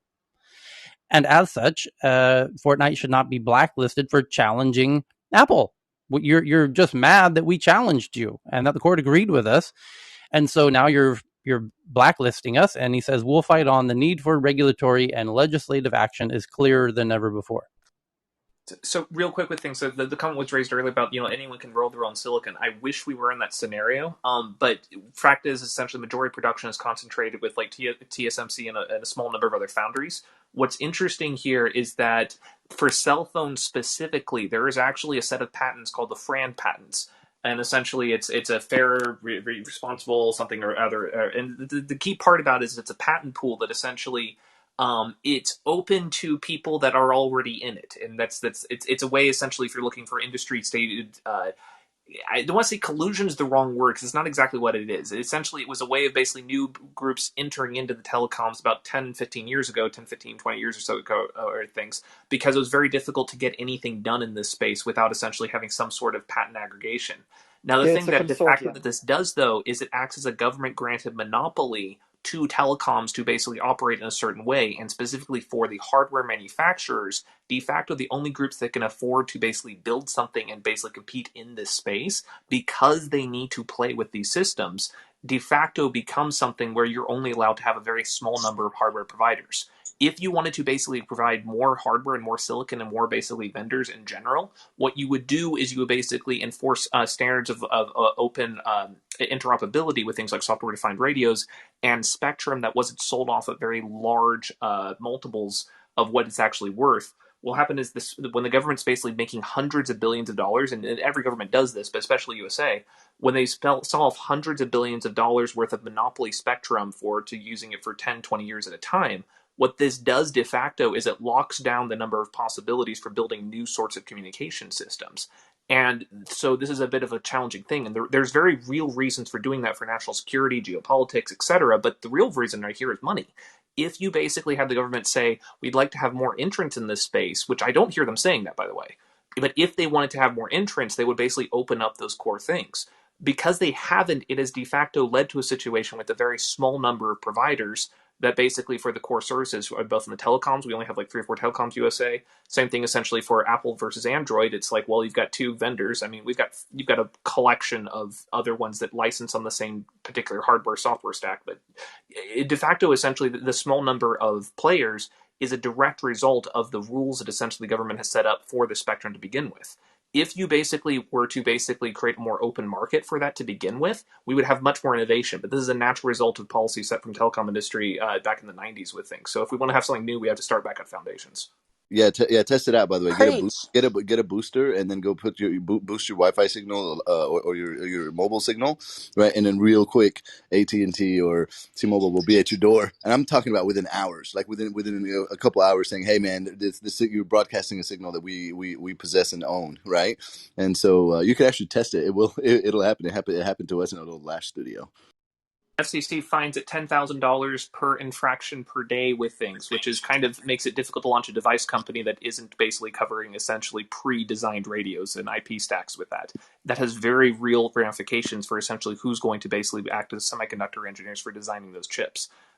So essentially, now whether or not they enforce it, they basically go after the egregious groups rather than the ham radio type kind of folks. But the thing is that, frankly put, it's not that fucking hard to design a communication system, even from a technical standpoint. The knowledge to do so is not that hard to acquire, and even though there's not very many people that have it, it's not that hard to acquire it. Getting it scaled in a way that fits into the regulatory system we have is, I would say, just downright impossible. Because the system that we have right now is actually the one that we wanted and is intentionally by decision makers kept this way because it's very convenient for everyone involved that's currently running it. But this is a little bit kind of a side diversion, but when we talk about telecoms, I could go on for hours. This is just one of those, this is the natural monopoly that will emerge essentially when the hardware itself is basically granted a legally granted monopoly. Guys, let's move on to the next one. Yep. What do you think, Tara? Yep. The hardware deprecates. So the next one is about South Africa. So if anyone's from South Africa, that would be fantastic to raise your hand. And I'm trying to ping in Simon, who normally joins us from South Africa on All Matters South Africa. Give me 2 seconds while I ping him, and I'll read the headline simultaneously. What is it? Something like a big piece of news? Because I just got off the phone with one of my engineers from South Africa. No, I just pinged him, Simon Griffiths. Hopefully he'll join in here as he tends to do. It says, a look at the opposition by South African indigenous groups to Amazon's planned $350 million new Cape Town headquarters, which some say is being built on sacred land.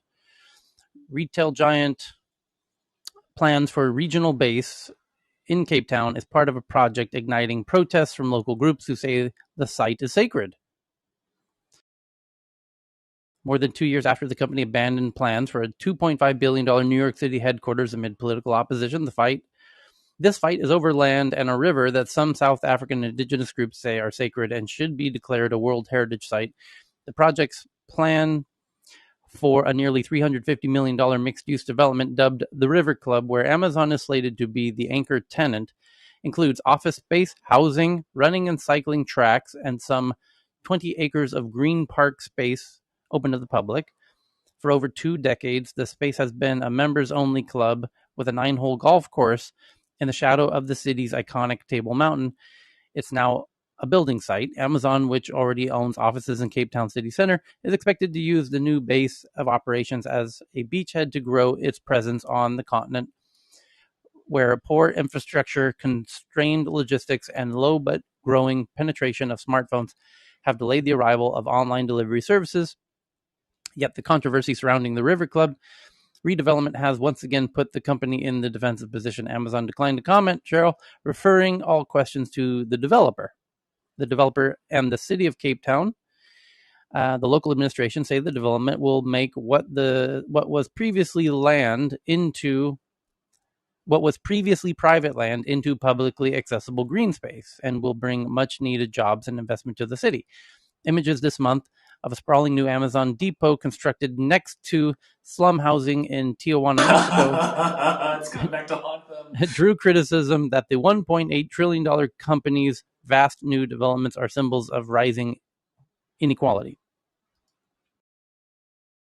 Well, they're trying to bring benefit the areas where they're developing them. No, I think would be their argument. I think the country club people just saw that thing with Tijuana and going, I don't want that to be my country club. Yeah, this is really personal for me. I mean, I'm clearly not South African, but I don't know, maybe 20 years ago, I was serving on the Board of Regents at the University of Minnesota in the US. And we were knee deep in a similar type of controversy whereby there's this telescope that was eventually built. I think Harvard was on the project. So there were these major research institutions and, a couple of foundations that were supporting this project, but it happened to be the location was on the White Apache reservation in Phoenix. And it's just such a raw emotion because the elders from the nation came up, and they camped out at the university president's residence. They had a sit-in in our board meetings, both committee and the full board. Some environmentalists kind of jumped in because it was one of the only habitats for a rare white squirrel. And I was one of 2 people that voted against the project out of the 12 people that were on our board, and it went forth. But it's really tough. I mean, I don't think that the indigenous people are going to win out because that's just not how the system works. And unfortunately, there are many monuments, there are many structures and buildings that are built on sacred land globally, and they don't have a fight against Amazon. The Pope even weighed in support of the indigenous community in the U.S. in the Mount Graham Telescope Project, and it still went through. So I don't have a good feeling as it relates to the people of South Africa, the indigenous groups. You know what? Sorry, Lakeisha, I hope I didn't cut you No, off. I finished. You know what's important to notice here, Tyler, is we never hear about the okay. I mean, from an African perspective, I can understand because I've done quite some business there with individuals who get very upset at what the likes of Amazon and Huawei and all these major companies are doing, coming in and offering jobs, etc., and then the consequences of that can happen.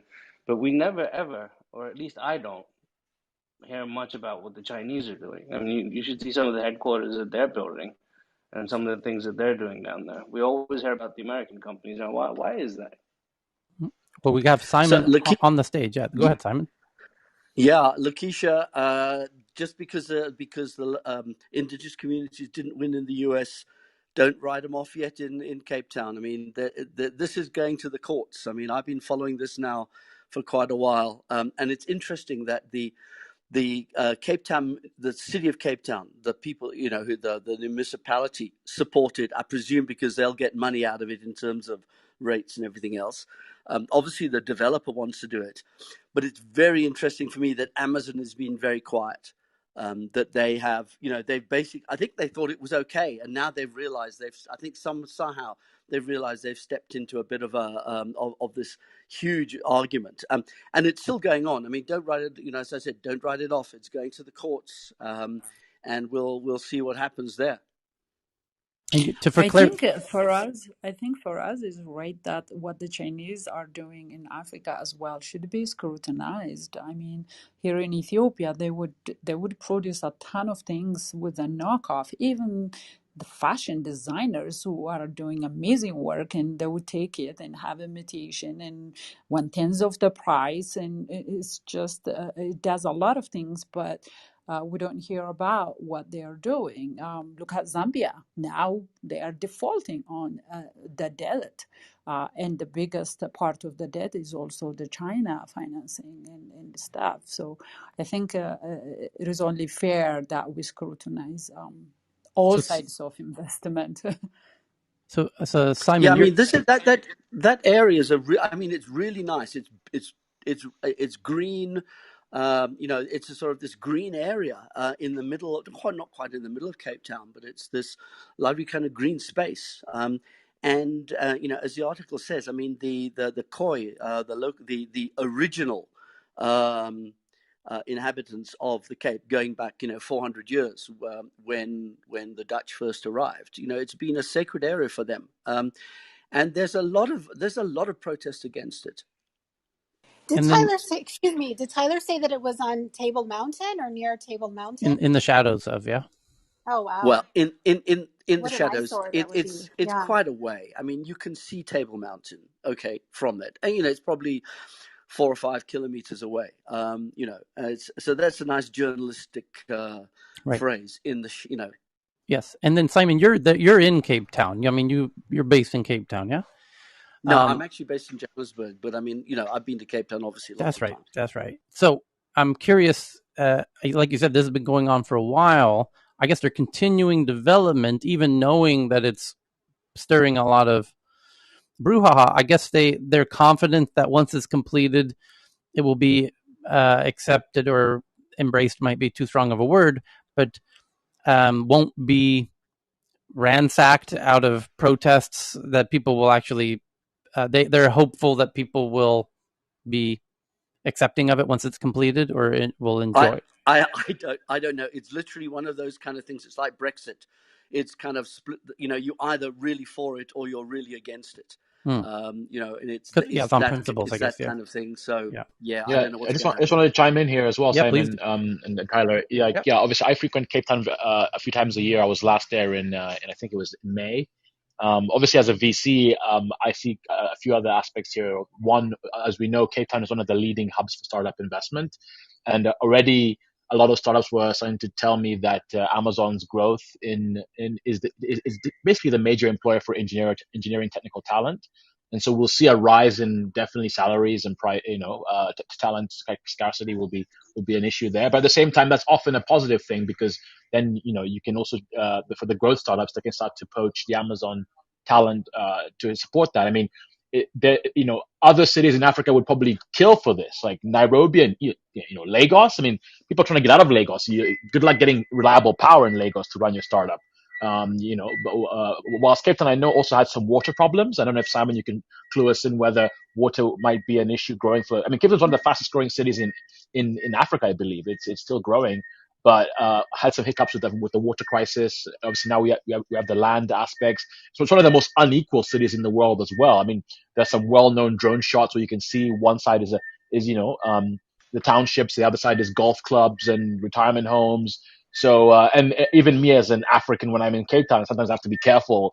Certain places I can feel the discrimination. So I'm kind of on a couple of different, depending on what day I wake up, I might be for or against this. But generally, professionally, I would love to see Cape Town continue to grow as a startup hub that can hire talent globally to support the growth of these startups. Obviously, with work from home being a trend, that might not be as important anymore. But it's, for me, one of the most important places to go and connect. And it's a little mini Silicon. It almost looks like the Bay Area sometimes when you're there. But yeah, I just wanted to add that. I don't know why Amazon is still pushing for to locate in that area. I mean, there are plenty of places which are already built that they could probably relocate to. I mean, as that article said, they've already been in Cape Town. I mean, Amazon Web Services was pioneered around the world. Was pioneered in Cape Town. That's where they started building. That's where they started the tech, the programming to do that. I mean, the water situation is not a problem anymore. That was the drought of, what was it, 2-3 years ago. But that's not an issue anymore. So the water is not a problem anymore. It's Cape Town is, by the way, Cape Town is not a nice city to drive around in rush hour. You've actually, the mountain creates its own problems. You can't just, drive straight from one place to another. You've got to go round the mountain, as they say. Simon, it's all relative. I mean, compared to Kenya and Nairobi and Lagos, it's heaven, right? Trust me. This is why I live where I do in Arusha, Tanzania, like northern, not in Nairobi or Dar es Salaam, because just to get 1 or 2 miles can take you 2 or 3 hours. They're going to change the entire infrastructure around Table Mountain, don't you think, Simon? Just to drive to them. So Table Mountain is going to... I don't know. As I said, it's this thing is, I think to sort of equate it to Brexit, it for me is the closest thing I've seen. It's the people are either really for it or they're really against it. They're really for it because of the jobs and the prestige and those kind of things. And yet there's other people who say, look, you are negating the fact that this was once sacred land for the original. Basically, the original population of the Western Cape, which was the Khoi and the San, what in other countries are called the Aboriginals, so it's an emotional issue at the moment. It's not as I said, I think it's going to be settled in the courts, and that's all I can figure out what's going to happen. Okay, next one up. It says a company called OY, OY exclamation point, Indonesia. An offline and online payments service raises $30 million from SoftBank at $100 million valuation. And Apple releases iOS 12.5.5 and macOS Catalina security update to fix zero-day vulnerabilities in Core Graphics and WebKit and XNU. Does that mean 3 different zero-day vulnerabilities that Apple's addressing? Holy smokies. And pretty much everything. Yeah. The next one's from Reuters IPC, which represents Foxconn, Intel, and others, says a survey found about 80% of manufacturers are struggling to find workers, compounding chip shortage issues. Nearly 4 in 5 electronics manufacturers say that it has become harder to find qualified workers, compounding this chip shortage problem. It's interesting there. And David Crace is tagged in this. It says, what does this mean for Moore's Law? Labor shortages hit electronics makers as chip drought persists, causing delays. It's a great question there, David. The next one is from The Information. They say they have sources that German grocery delivery startup Gorillas, which we did a deep dive on here about a month ago, has just raised nearly $1 billion. Series C. Holy shit. That's a hell of a fundraise. Led by delivery company Delivery Wow. Hero, who I consider kind of friends. Nicholas, their Delivery Hero is based also in Germany. Happens to be founded and run by a Swede from Stockholm, Nicholas, who speaks at my event every year. Thank God bless him. How the hell do you Series C $1 billion? Yeah. The whole game's changed. Inflation's changed the whole game, but not this much. Not at $1 billion, for God's sake. Yeah, it was I mean, it's not $1 billion valuation, right? They raised $1 billion. Yeah, This 900. This is SoftBank influence. Oh my God. It says Gorilla is one of the biggest of a crop of European startups in the convenience delivery market, has finalized a $950 million Series C fundraising round, valuing the company at $3 billion, according to two people with direct knowledge of the situation. The fundraising is the latest example of the investor frenzy around startups seeking to deliver groceries, booze, and vapes from neighborhood fulfillment centers to people's doors in 20 minutes or less. German delivery company Delivery Hero is leading the round. And this is interesting in itself. That's also not so conventional, that a delivery company investing in another delivery company. We had a similar thing yesterday of a buy now pay later investing in another buy now pay later in India. They're trying to buy up the market before it exists. Right. It's actually not that crazy, because we're kind of in this dilemma, where we have a disruptive technology and we desperately need a strategic partner because we're a startup. We don't know WTF we're doing, right? And like, how do we pull this off? Like, what's going to incentivize them to do anything with us? And like, we're thinking, okay, the only way we can convince them to work with us is to get them in on a seed round. Well, by the way, the company is only a couple years old. I mean, not even. I don't think it's even 2 years old yet, is it? To raise. I'm just imagining like the modern day version of like the newspaper boy delivery routes, and like them like doing mergers and acquisition things with like 12-year-olds, and like trying to do this whole like backdoor thing. I mean, this really feels like a rebranding of milkman routes 100 years ago with things. It's getting in much earlier with potential competition in the future for asymmetrical information, and also potentially holding the largest voting rights to bend your competition any way the way that you want. That's simply what it is.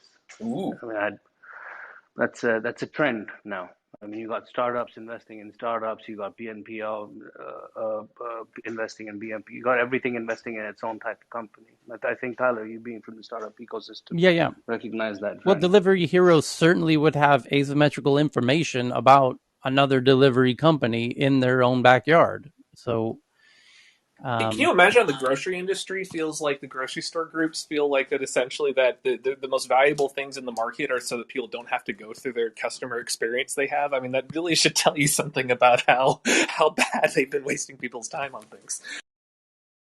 It's quite amazing. But the reason we did a deep dive on gorillas is kind of related. About a month ago, there was an article from a European tech blog publication, which was... Oh no, we're going down that again. Well, they were trying to make the argument that gorillas is growing so fast that they are... they're hurting people's feelings. They're hurting people's feelings. They found 6 former employees who were disgruntled. People who were making gig workers, disgruntled former gig workers who, were kind of kicked out of Gorillas because they couldn't deliver fast enough. It's a 20-minute delivery platform, and if you can't keep up, they're going to kiss you goodbye.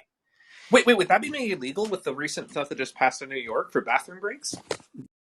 Would gorillas be illegal in New York for the bathroom break laws? Well, Gorilla's model wouldn't work in New York, I don't think. It's not exactly the same issue, but you're right. The real fear here to the investors is regulations coming in and just making the current model obsolete. Making a regulation that will make what they currently do infeasible. Like, imagine that California's metric stuff they're doing for warehouse workers or stuff, where they're basically having to publish the algorithms and all the stuff internally for essentially for whether or not workers fall behind quotas or something like that. Imagine if that becomes a more broad thing, not just as general warehouse workers, but anyone in the delivery networks as well. And that's only one market adjacent. I could see that very much expanding to be a thing where these sorts of business models become highly, highly sensitive to not just like internal labor force dynamics, but literally, essentially, whether or not you're able legally to use the market with things. So, I mean, this might become de facto essentially what price the government sets it at a later point, rather than essentially the infinite growing thing that they currently see on their market projections and spreadsheets. Not that I'm one to normally point out no.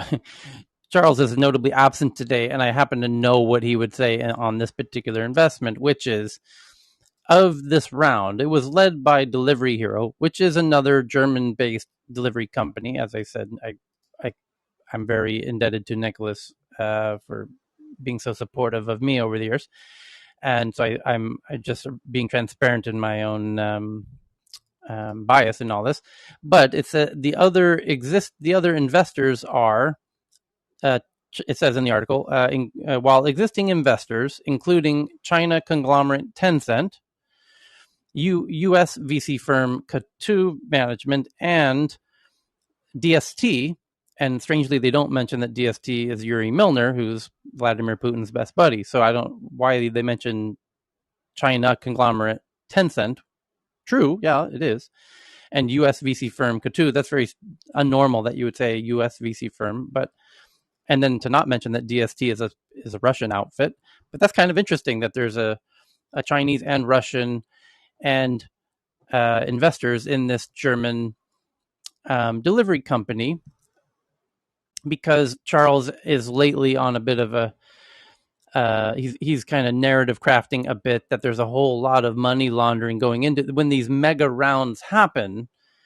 That there's a whole bunch of money out there that needs to be laundered, and that these mega rounds that the likes of which SoftBank is doing, and this is kind of his narrative that he's been dropping here lately, is how the hell is it that these insane fundraisings are happening, and who's behind them? And interesting that it's these international actors.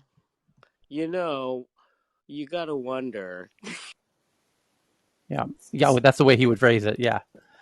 So you got a very valid point. It's very much You got a a very, SoftBank. very valid point. Yeah, he has a point. It's very much a SoftBank influence, and we don't know the terms that are there, right? Because if there's any money left, etc., they can recollect it. But there's really no downside if you've got the money, because you can provide overwhelming force that's going to basically look like this company cannot fail at all. And this is a big FU to China via Masa, your friend. Maybe not. Yeah. Well, no, because some of the insinuation is that it's a bunch of Chinese money in SoftBank trying to get out of China, and the way that they do it is they put it into SoftBank and then it goes through into these VC funds and whatnot. And that part of why there's such a huge VC boom and funding boom and tech boom is because they've figured out, here's a way to wash, $100 million or $1 billion. And where's SoftBank getting all this money? SoftBank's throwing billions now, like it's candy, like it's making it rain at the strip club in Techland. Tyler, is there any way to do a verification of it? Like, there's that hypothesis that Charles has got. The team think that there is something there, but like, is there no way or any way, or like, how would you verify any of this? Look at board of directors on companies before and after SoftBank investments would be one way of looking at it. This is one factor, and specifically, essentially, those monetary sources are connected. That's one factor. Another way that you can look at it is literally looking at the origins of where SoftBank came from when they were raising their rounds. When he's describing it's like the $1 trillion opportunity and like the 30-minute meeting they had essentially for raising a lot of the initial capital, there's a lot of geopolitics that are feeding into this, and this is where it gets kind of distorted because a lot of people in tech are used to working with market-driven forces with things about this one succeeded, this one failed. When you get to this scale and size, it's more geopolitics that start to influence things, and the market stuff is useful, but it becomes more of a lever to use for other purposes, and that's not always something that we are accurate at being able to discern. Tyler, there's a lot of other money in there that might not be accepted by some nations and by some startups. I'll leave it at that. Yeah. Outside of in SoftBank particularly. Yeah. Just saying. It all, I mean, this is not a new, that's not a new topic at all. Like the whole MBS, SoftBank thing.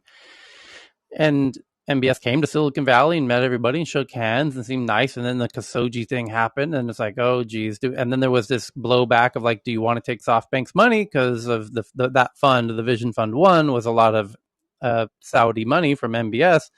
And this Khashoggi thing happened. So do you want to take Saudi's money coming through SoftBank? So this, to highlight Froz's point here.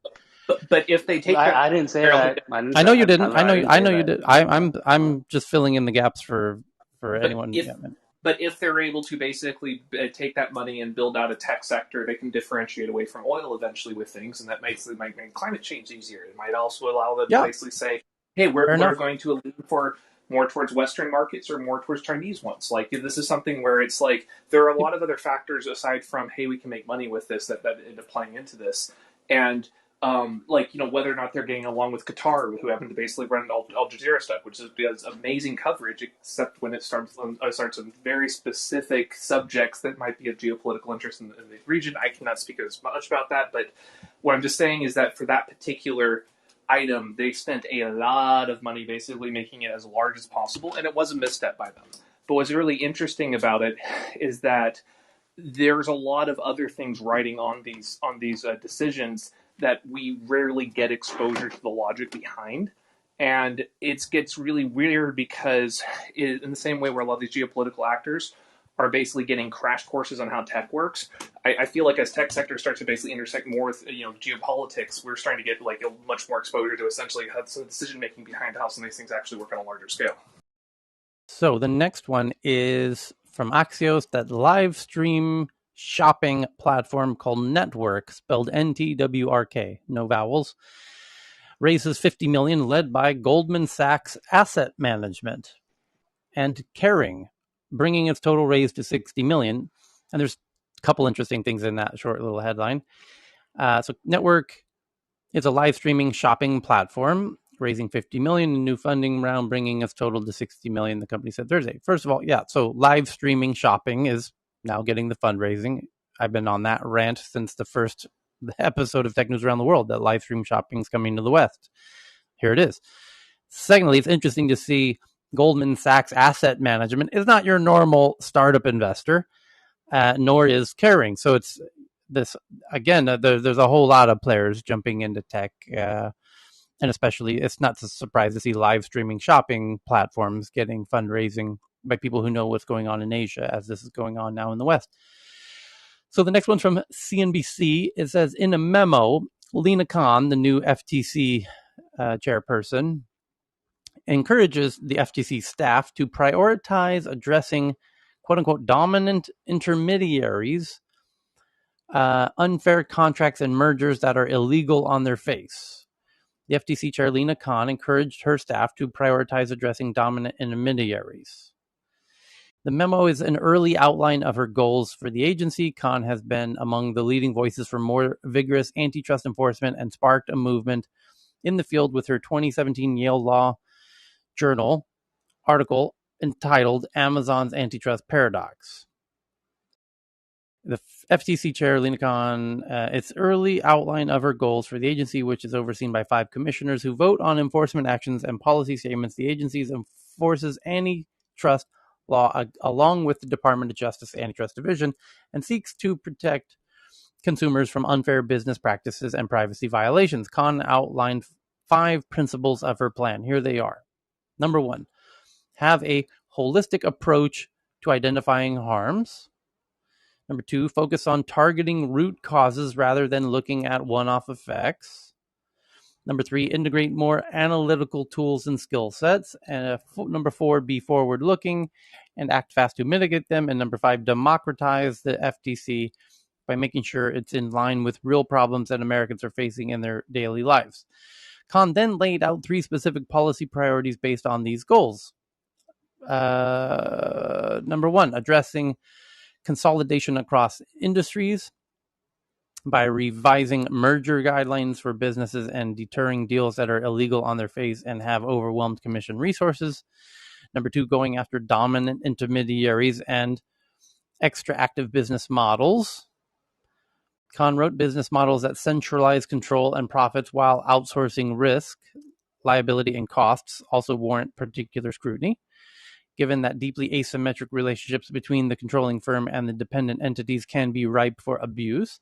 And number three, assessing how contracts can set up unfair methods of competition or deceptive practices. Kahn mentioned non-competes and repair restrictions in the memo. There's the marching orders. Let's see who the axe falls on first. It's I based on love this woman. based on my hunches. She's got a hankering for Amazon's head first, but we'll see.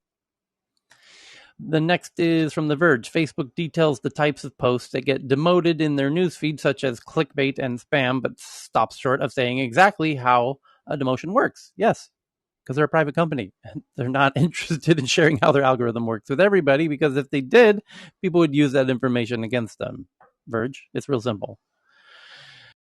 So the next one's from Engadget. The Twitter plans to stop tweets from disappearing. Who cares? The next one's from TechCrunch. New York-based Ocrolus, which offers automated tools for businesses to process documents, raises $80 million.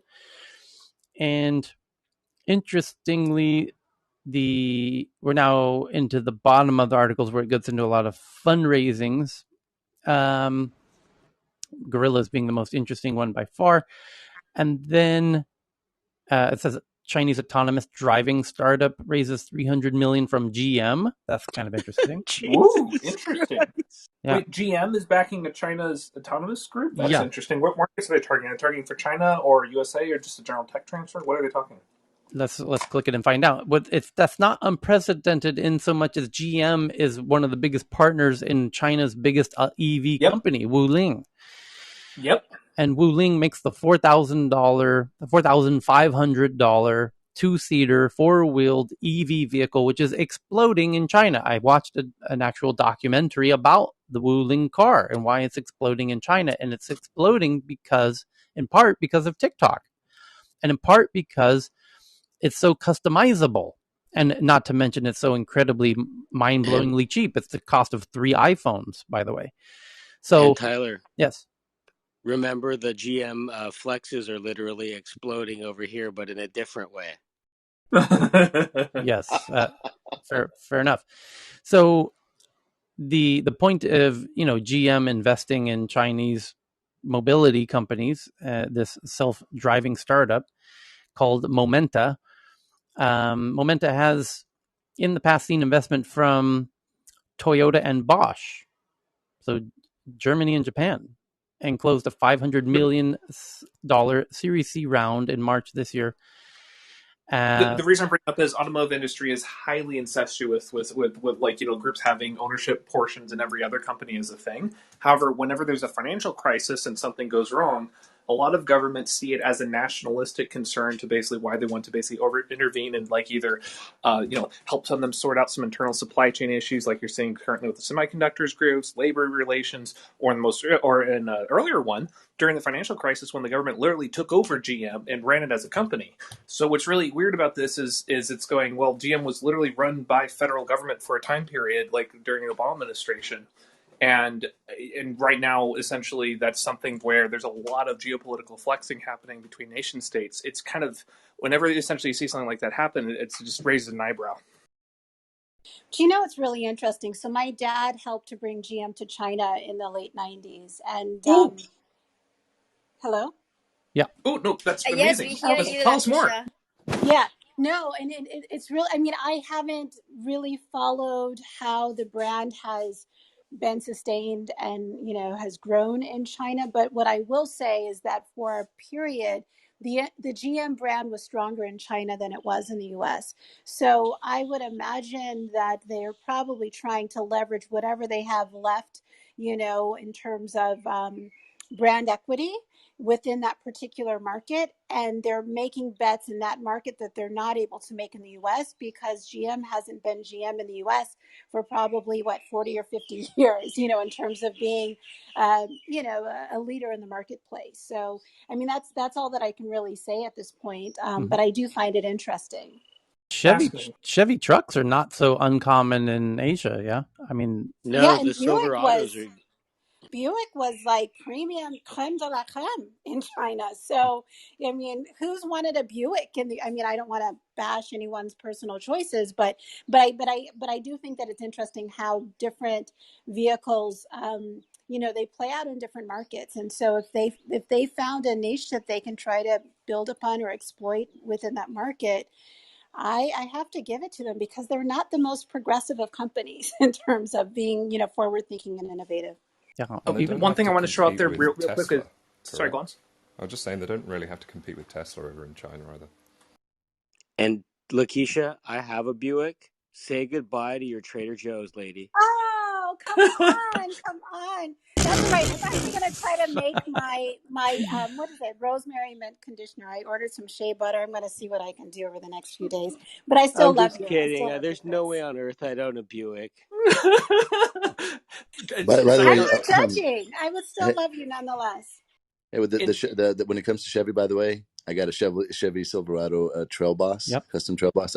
Strongly encourage you guys to get yourself. It's like a little mini monster truck, dude. It is best car I've ever owned. Just kind of putting that plug there. Of interest, I'll roll around in my dad's Corvette, and it's kind of fun. I just have to say.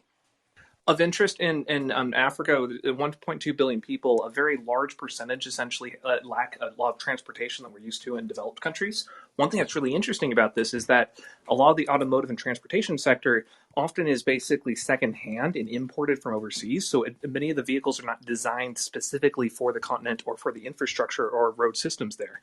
What's really interesting about this is that when you're working in that sort of environment, it means that there's actually kind of opportunities that basically, with the lack of basically competing market entrants, normally you basically say it's like, well, you need to have all these road infrastructure, you need to have all these different things. It's like, well, maybe.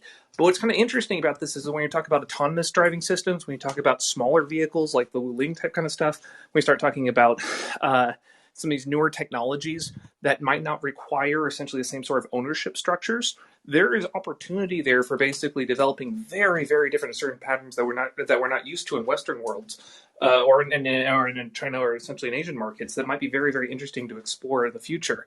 And I see it there. This is one of those sectors where when technologists can basically start combining the technologies together in new ways, it can have a very real and interesting impact for groups that essentially normally don't get access to essentially some of these cooler technologies that get developed. So some other cool headlines here. A Singapore buy now, pay later service called Atome, or Atome, Atome, raises $400 million from SoftBank at a $2 billion valuation. Sing, spelled SYNG, founded by ex-Apple designer to build a triphonic audio hardware with spatial audio. It's a really sci-fi looking speaker. Looks kind of like Apple in the future, like it's wild looking. Raises about $50 million. And a poll, according to the Wall Street Journal, a poll of over 2,000 U.S. voters.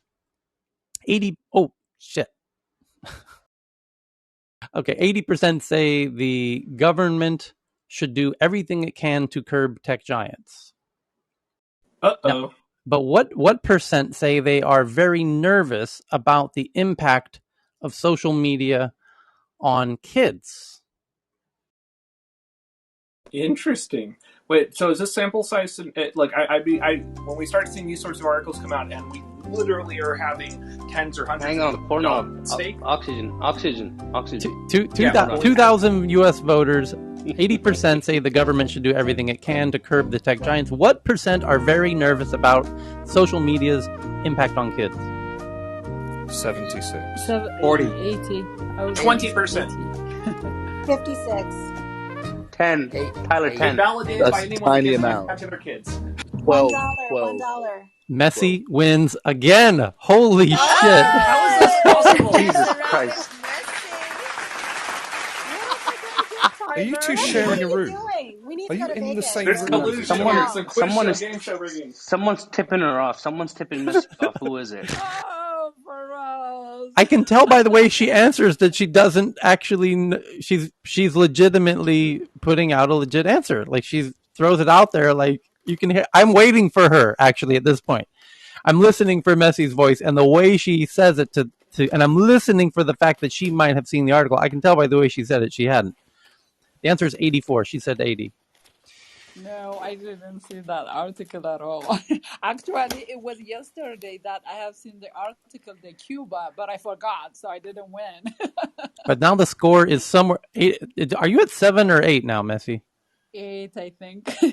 I think you're at 8. So it's 8 to. I don't think anyone has more than 2. Everyone else is at I didn't 1. know we were keeping I think score. Our, I'm negative Thought one. Messy won all the time. Our dude, only just send chance is her, to send her a coffee mug and reset. Where there's Yes. no way we're gonna catch up with eight. No one's our going to only catch up. You're It's correct. our only unbelievable. chance to catch up is to declare Taiwan and call her wins our own. Yeah. So the next one is a company called Blue White Robotics, which retrofits existing farm infrastructure with autonomous systems. That's genius. Raises 37 million. And Tel Aviv-based Panorays, which offers security risk management. Again, Tel Aviv with the security, they just so dominate the security space. It's unbelievable. Every Tel Aviv fundraising announcement we read is for a security company of some kind. So Because in a country with universal conscription, you can basically yes, you can get equal amounts of honor and respect from everyone around you if you go with a gun and basically go guard an outpost, or if you basically become a keyboard warrior and create an international startup that gives you essentially long-term tech exports for your security industry. They both get equal respect, but one gets you shot at. which offers security risk management software, raises 42 million. And what else is a good one here? Memo shows that the US and the EU plan to unify around regulating big tech, around hate speech and algorithmic amplifications and data access. That's very interesting. Uh-oh. And yeah, that is a bit of Bloomberg says, according to research, automakers globally will produce 7.7 million fewer cars this year due to the chip shortage, costing them a total of $210 billion in sales. Is it so fucking hard to get like 4 electric motors and like a little on switch to go roughly proportional to a pedal? I mean, like we're at a point now where this is getting kind of absurd. By the way, there's a related article coming up in the tweets, which we're about to jump into, that Tesla is now partnering with Samsung to make chips for Teslas to address their chip shortage. Despite passing a tough online abuse law, researchers say that social networks in Germany are full of hate speech and harassment ahead of the September 26th election. And we dove into this story when we met here 12 hours ago in our other time zone. And it turns out it's our old friends at the Kremlin who are putting a whole bunch of crazy election meddling stuff ahead of their September 26th election. So it's Putin up to his old tricks there with election meddling in Germany, in this case, using online networks per usual. And then CNBC has an article about Chinese AR glassmaker called Nreal raises $100 million. They should just real quick, those Nreal glasses, they work, they're amazing. The other part that's interesting is that they were able to basically build the majority of their tech stack with essentially only $20 million of funding, which is a big deal because Magic Leap essentially raised billions of dollars, and they basically have an inferior product to the Nreal stuff. So there was a lot of internal drama around that where they tried to sue them, but if it's essentially a thing, and there's back and forth, and yeah, anyways, Nreal in the XR industry is one of those, like, they're kind of just expected to basically sweep the market if they can hit all their targets that they're aiming at. They're awesome, dude. I put those things on at the CES show. Yeah, you get, if you guys can get your hands on some Nreals and just test them out, dude, that is the future right there. Yeah, so everyone's excited about like saying Facebook glasses this or this Ray brands with things, and that's cool and all, but they're just a one-way device. They're basically their input, and there's a limited amount of output with some other aspects, but it's mostly an input accessory. Like these are actual glasses that actually have like the XR interfaces and stuff like that. And as it turns out, if you understand a few key things about SLAM for mapping 3D spaces and such, if you understand a few key algorithms, you can actually use somewhat substandard chips and actually make some pretty impressive stuff with it. The algorithms are not that hard to reverse engineer. That said, there's only a few hundred people worldwide that have done it, and they've all launched very successful companies around that. So And you're going to see a lot of clones of this sort of thing Chris, once you have an established market. I can't remember who posted that lovely article on the Twitter feed, but someone is throwing some bombshell articles nowadays on the Twitter feed. But it was a lovely piece, and what we now have to be careful about is that these glasses are the next version of espionage that's going to be occurring vis-a-vis companies and governments that are essentially going to be using these companies. So anything coming out of China with AR glasses, and especially the capability of having cameras in them to take snaps or anything like that. Oh, we're already there with we things. were, Imagine yeah, there we was were a fun talking all thing. about that in here, like over and over when the Ray-Ban came out, right? Like that was Yeah. like the top thing. The Yeah, Minority because Report the Ray-Ban has done that, and the article was about the Ray-Ban, so I think that's what you guys are talking about. So imagine essentially how all these other overseas governments felt when essentially Pokemon Go became an international craze of 1 billion people that had to play with it with stuff, and it was all sorts of fun. And they're like, wait, why are people running outside of our military bases taking photos of everything? And it's like, oh, they're just collecting Pokemon. It's like, yeah, they are collecting Pokemon. And they're like, well, it's just probably just a harmless little company that just went viral. It's like, wait, all the people involved in this were basically involved in Keyhole and basically National Geospatial groups where think you tell stuff, and they're like, then they started to get shut down that stuff hard around essentially anything connected around military bases and such. But so you start seeing a gamified version of that with existing cell phones. Now imagine essentially the latest version of those augmented reality glasses that come out. Apple finally launches the glasses. 8 years from now, 10 years from now, and then all of the Chinese clones are spinning in. All the other groups have their own versions. And then essentially each version that we're using isn't just our own localized version of an augmented reality experience or a metaverse, as we're calling it now. It's also basically uploading a basically digital twin of everything that we're scanning into essentially these online, basically virtual spaces that act as basically clones of what we see in the real world. Who has access to those data feeds and essentially who controls that is going to basically become another point of contention, even more so than we currently see with the internet, where the data sources are a little bit disaggregated and there's a lot of third parties. You're going to see a lot more centralization because a lot more of the value of map making comes from when you can take that geospatial data and combine them to centralized sources. You're going to see a lot of fun stuff in the space in the coming days. Okay. A couple. Wait. Where did we go? So that was the Chinese AR glasses Nreal. California Governor Gavin Newsom signs a bill requiring Amazon and other employers to disclose the use of productivity quotas and more starting January 1. And that's about it for today in those popular stories. So now we get to go into the fun tweets we've all been waiting for. So before we do, it looks like my friend Jane Wong in Hong Kong is trying to invite me into one of the new Clubhouse waves. And where she actually was the one who found the club in the code that Clubhouse was going to be launching this. And then there was a special room created yesterday with the Clubhouse team to talk about this. Did anyone happen to join that room? The surprise town hall, right? Yes. Yeah. It was about Wave primarily, the new features. Yeah. Dude, hell, is this better than the Google Wave of Yeah. ye old time? Can you tell us what that is, Tyler? Can you talk about the wave? It's a new button inside the app that basically is a new way to engage friends to join rooms. Almost like Okay. For those people that you follow, Mahal, you can just click on their profile. In the profile, you will see not just the what you call that. You will see two buttons nowadays: a message and a wave.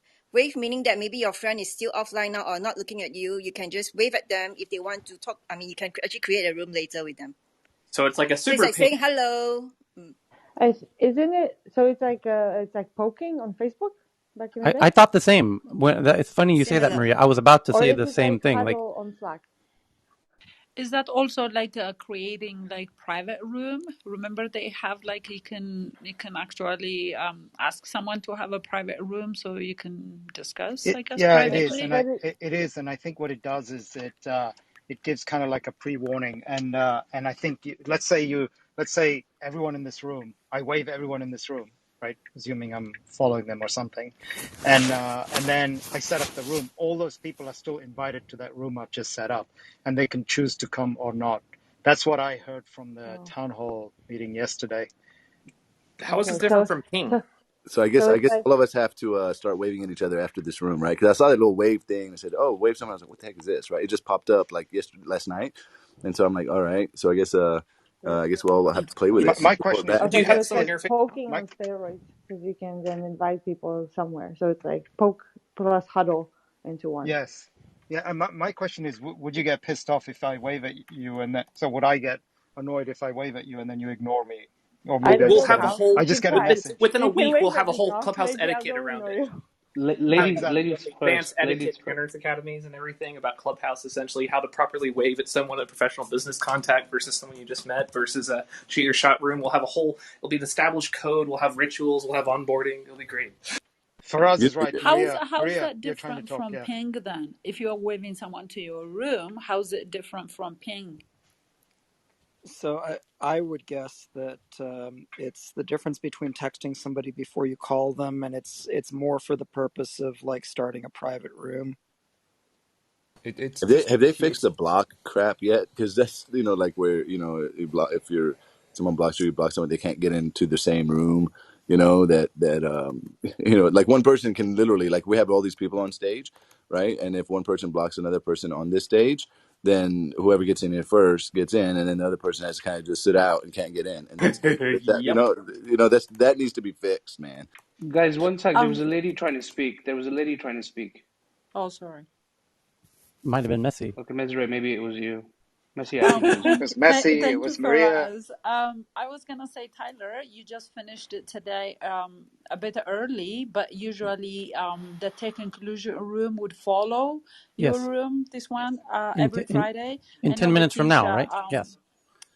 at 12, so about half an hour from now, I think. It's At set for least 10 we minutes from open now. it. Oh, okay. Okay. Well, I don't know. They scheduled it for 12. But Lakeisha, you know that Florian is not going to be around, so it's, I guess, up to all of us in that the co-host. Yeah, let's talk So offline. Let's talk in the back channel, messy about that. okay, I just Okay. wanted to let everybody know that it will be coming up. That's all.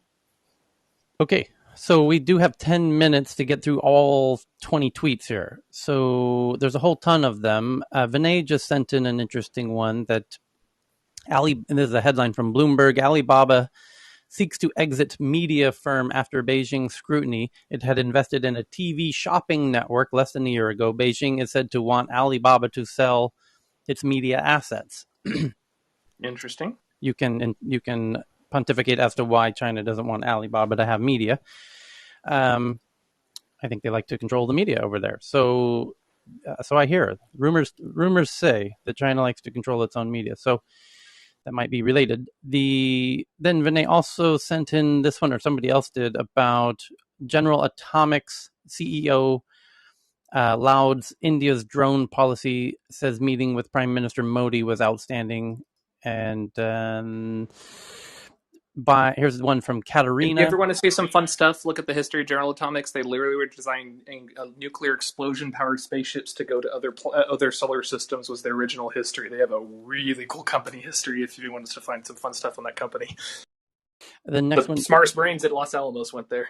Katerina sends in one that by analyzing satellite data on the melting from 2003 to 2018 and studying changes in the Earth's crust, a bunch of researchers were able to measure the shifting of the crust horizontally, melting of polar ice, shifting Earth itself, not just sea levels. The melting of the polar ice is not just shifting the levels of our oceans, it's changing the planet Earth itself. Newly minted PhD says, so I'm tweeting that one out right now. And then Vinay sends in one from China, from Global Times. Speaking of Chinese media, Global Times is one of China's government medias. And their headline says that the Chinese and the Singaporeans are doing joint naval drills in the South China Sea, boosting trust and cooperation, which is Well, interesting. They are protecting me. Yes. And then It's all for you, Tara. Katerina sends in one that, and by the way, I've been saying for a long time that there's to oversimplify the high school drama that's unfolding in the South China Sea.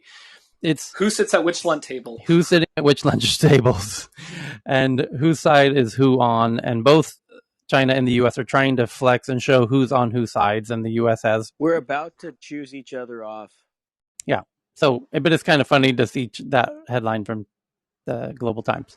So the big country and the small little mini Singapore, right? Good. Yes. So the next one is from Singapore's the Katerina. pretty girl dance. This is wild. Single cells evolve larger multicellular forms in just 2 years.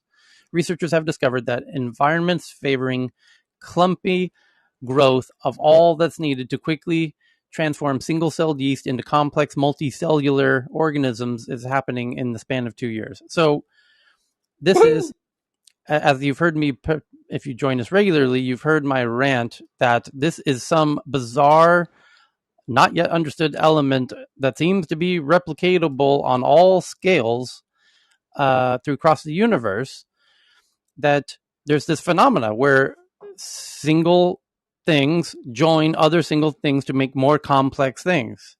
And this has happened with atoms. Plasma turned into atoms, atoms combine to form molecules, molecules combine to form cells, cells combine to form, and each level gets more and more wildly complex. Because when atoms combine to form molecules, this is chemistry. When chemistry combines, it forms biology. When biology forms, it creates societies. When societies combine, they form technologies.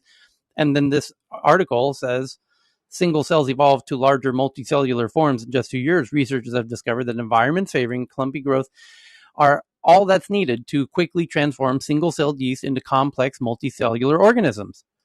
This is wild Tech news and fucking metaphysics around the world. This is divinely miraculous shit that happens, that we have no explanation for how the universe functions in this way. There's no, Einstein never got around to pontificating about why this miraculous, seemingly divine shit happens on all Just levels of humanity. Just as a quick addition to what you're saying, Yes. Tyler, is that a lot of those stages that you just described there, of the combination from smaller to the greater and the increasing complexity, are well described. But there's a couple of key points where we have no clue how the frickin' hell it happened. And this is one of those where you go from singular cellular to multicellular. Because it involves things like there has to be some sort of incentive there for the singular cell. It's more than chemistry at that point. Right. So this is why this is big news, because everything kind of before it, down at just the chemistry level, is quite well described, and everything after it is quite well described. But this bit here, where you go from singular cellular to multicellular, is one of the largest mysteries of sort of our history, but also how we figure out the chances of complex alien life. So soap bubbles are fun. Soap bubbles essentially have like the bilipid layer. Essentially, if you just throw any sort of like thing that basically has strong polarization, it ends up getting this nice little like double layer going on. And living cells are basically soap bubbles held together under tension inside. So there's a lot of things where it's really cool about it is you take any protein, you throw it onto a soap bubble, and it'll take all sorts of cool surface chemistries and other things like that. So what's interesting about this is a lot of the idea with panspermia, or the idea of maybe life came from somewhere else, or maybe essentially like what is the emergence of life? What are the basic building blocks? This has enormous applications for essentially for things like astrobiology and like whether or not essentially certain plants are habitable or not, and start getting into Drake equations and all sorts of fun things like that. But one thing that's really important to basically keep in mind with this is we're talking about information. This essentially is, in a lot of tech news, we talk about juicy data. At a very low cellular level, genetic information and protein structures is essentially the ultimate form of juicy data, because essentially it's the form that we literally are built out of. Small delineations on how that code is structured in the genetic sequences can have vast implications for essentially the kind of organisms that can evolve from that. And over the coming decade or two, you're going to see an enormous amount of merging happening between essentially a lot of the ideas and systems that we have from technological developments like semiconductors and information theory being applied essentially into the biological realm for protein structures, and whether or not we essentially have physical things we're building out of the instructions we're giving to living machines. So you're going to see a lot of cool crossover in the coming decades. I wonder how this tech is going to merge with. There's some really interesting stuff that just came out in the last month. If you guys look up lobster synthetic tendons, right? So they actually, this is just very recent. They're now able to basically, in essence, make synthetic tendons, and they looked at the lobster, and that thing kind of has like armor like Teflon almost, and actually they even looked at how strong it was compared to Teflon, but it's really strong and stretchy, and they were able to reproduce that function, and it'll be used like in hearts and tendons and whatnot. So that's just something that recently came out, I think, within the last month. You guys might want to check out. I sum everything everyone said with DNA is just amazing. Like that data that Chris is talking about, it's what drives everything. It's what's driving us here right now at this second. So I'll shut up after this. So it says at 20 times in life's history that we know of, and possibly several times as often, single-celled organisms have made the leap to multicellularity, evolving to make forms larger than those of their ancestors. In a handful of those instances, multicellularity has gone into overdrive, producing the elaborate organisms known as plants, animals, fungi, and some other forms of algae. In these life forms, cells have shaped themselves into tissues with different functions. Cells of the heart, muscle, and cells of the bloodstream, cells that hold up the stalk of the wheat plant, cells that photosynthesize.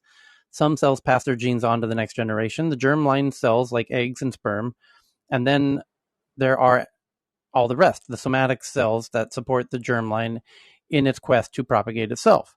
Now the biologist William Ratcliffe at the Georgia Institute of Technology and his colleagues report that over the course of nearly 2 years of evolution, they have induced unicellular yeast to grow into multicellular clusters of immense size, going from microscopic to branching structures visible to the naked eye. The findings illustrate how such a transition can happen, and they imply intriguing future experiments to see whether these structures develop differentiation, whether cells start to play specialized roles in the drama of life lived together. One really cool thing if people are interested in the subject, there's organoids are really fun things to look up.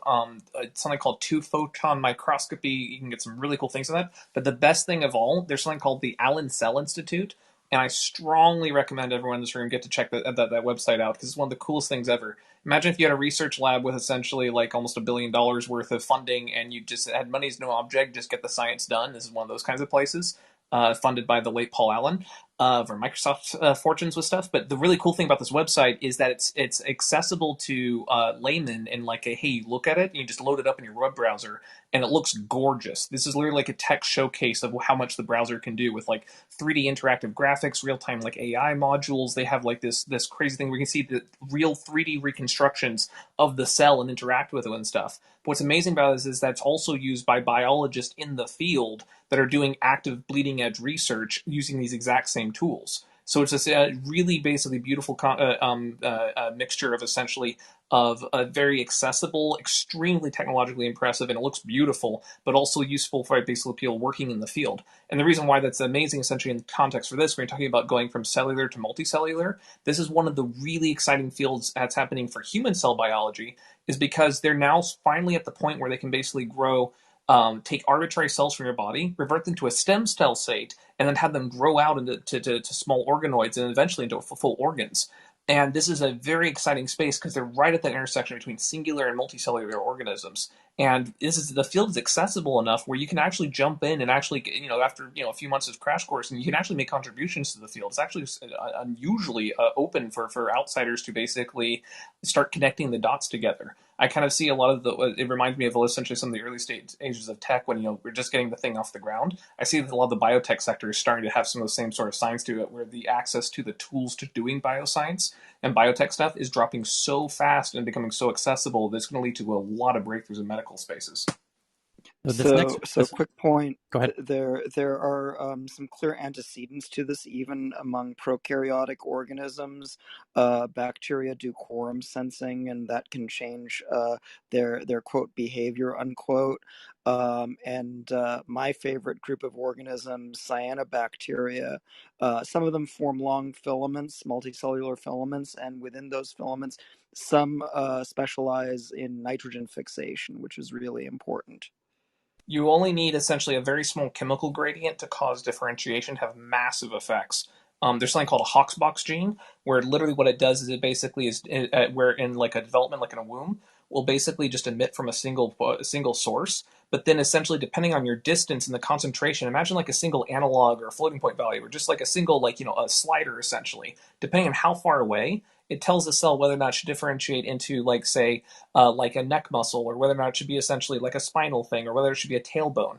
And very, very tiny alterations to essentially those genes can basically determine essentially how large the organism is, essentially whether or not essentially has a tail or not, whether or not there's like multiple spinal columns, whether they're fused, all sorts of variations. And these are often highly conserved, which means they're shared between species. So what's really cool about the research they're doing and showing the transition state between singular and multicellular, it doesn't have to solve just questions about the origins of life in kind of a metaphysical standpoint. It also offers some enormous applications for medical spaces, for basically being able to differentiate that for essentially for if we're going to design some of our own living life forms essentially, and what we're going to basically take and borrow from existing in the natural world. So there's some really exciting stuff in that space. Okay, real quickly here. The next one is from Katerina that, and the headline says, brains might sync as people interact, and that could upend consciousness research. When we cooperate on certain tasks, our brain waves might synchronize. This finding could upend the current understanding of consciousness. And it says researchers have observed people's neural activity when they complete cognitive tasks using EEGs and MRIs and blood flow detectors. And with these techniques, scientists have peered into people's minds. They noticed something unexpected. Functional links appeared across people's brains when they've cooperated during certain tasks. In other words, different people's neural oscillations aligned when they cooperated. And they talk about a study of the neural activity of pilots and co-pilots during flight simulations. In this case, the environment remains the same, but the level of cooperation varies throughout the task. Pilots and co-pilots exhibited high levels of interbrain connectivity during takeoff and landing because they needed to act as a team, yet they showed lower levels during the cruise phase of the flight when the two pilots acted independently. Potential explanation: functional links across the brains increase when people work together, but not for those who are competing or taking on identical tasks simultaneously. In a different study, for people interested in this, mirror neurons are a really cool subject to look up. They're absolutely fascinating to see essentially how empathy actually has very real implications for information theory. Greater neural synchronization occurred between subjects when they were told to complete a puzzle together. Synchronization levels dropped when the same subject had to complete identical puzzles individually, or when they watched other people finish one. But And so it's been is good. argued that the importance of dance in sexual selection has a lot to do with selection for mirror neuron function. Hey, this stuff is really important. Hey, Tyler, what was the name of this stuff? Because, like, this is actually, if you extrapolate that up, right, this is what we're talking about, like, in the business world is, the folks of us that build things, right? It's all about, we always talk about setting culture, right? So this is almost like showing the scientific reason as to why you have to set a good collaborative structure up front, because if people's are basically neurons are syncing up and you have this kind of, it's like, hey, we're always talking about set up culture properly so that everybody could, like, have a nice culture. But now this is the science that proves that. So it would be it's very interesting. What was the space here, or the article? Who's done the research? I just tweeted it. This also shows the emphasis Thanks. on Hollywood's impacts on research budgets, because I'm pretty sure this is the plot of Pacific Rim, where the co-pilots have to cooperate, otherwise the bottleneck won't work, kind of thing, because their brainwaves are synchronized with the. yeah. The new Pacific Rim is really cool. Yeah. This is right. You're exactly. So CNN reporting, we got to go quickly here, that Europe is paying record prices for energy and a winter crisis looms. Energy prices are skyrocketing. As winter approaches, Europe is getting worried. And it might become Texas. Yeah, it's a lot of natural gas, which they get from Russia. So the next one's from Samsung in talks with Tesla to make next-gen self-driving chips. And we covered that one. And the Great California Groundwater Grab. California's in the middle of a terrible drought. Every day there's a different. This one's from NPR.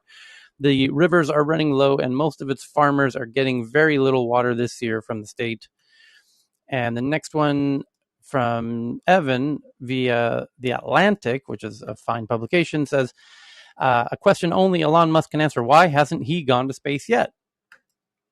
And the next one is really interesting. Automaker Geely, which is from China, which owns Volvo in Sweden, also and air taxi startup Volocopter, which Faraz was very kind to bring the chairman of Volocopter here into Tech News Around the World for an exclusive interview. Automaker Geely and air taxi startup Volocopter team up for aircraft joint venture. That's big news because Geely's a huge player in autos, and Volocopter's got the IP and the goods in vertical takeoff and landing. So that means that could accelerate very quickly. Very interesting. And the next one, Epic's. It's about Epic and Apple. We covered that. Thank you, Sarah. And what's the next one here? Kinsha sends in this one about space. I just tweeted it. It's a GIF showing SpaceX Starlink constellation of satellites. Currently has 1,657 active satellites. That's 50% of all currently operational satellites around the globe. And you can see them now in this beautiful GIF of how they are arranged around the planet. It's holy cow. Man. I know you're trying to run, Tyler, but when those birds first went up, my roommate was standing outside looking out at the sky, and he's like, "Dude, man, I think we're being invaded, man. I swear to God." Because you'd see all of these Starlinks just flying across the sky, and I'm like, "I think that's Starlink." And we looked and found a map, and thankfully that's what happened. But oh my gosh, there's so many up there. So Galaxy Digital founder and CEO Mike Novogratz said it's clear that the SEC chair Gary Gensler wants, quote unquote, wants to be the sheriff of Cryptoville, which is a lovely, picturesque.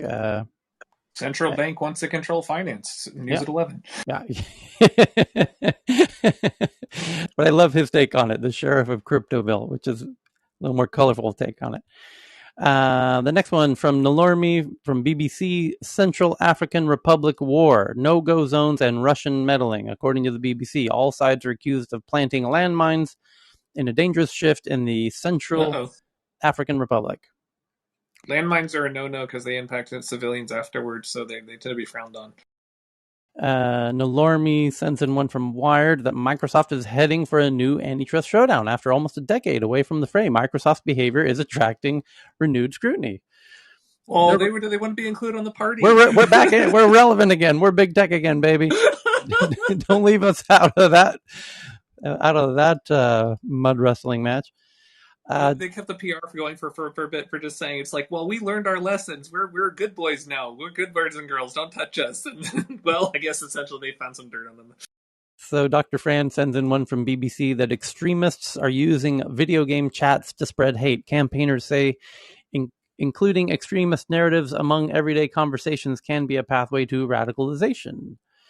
And World of Warcraft is the vector for everything evil in this world. It's a thing. That's why the NSA was watching it and basically paying people to go play World of Warcraft to talk about how they can basically spread messages through the platform.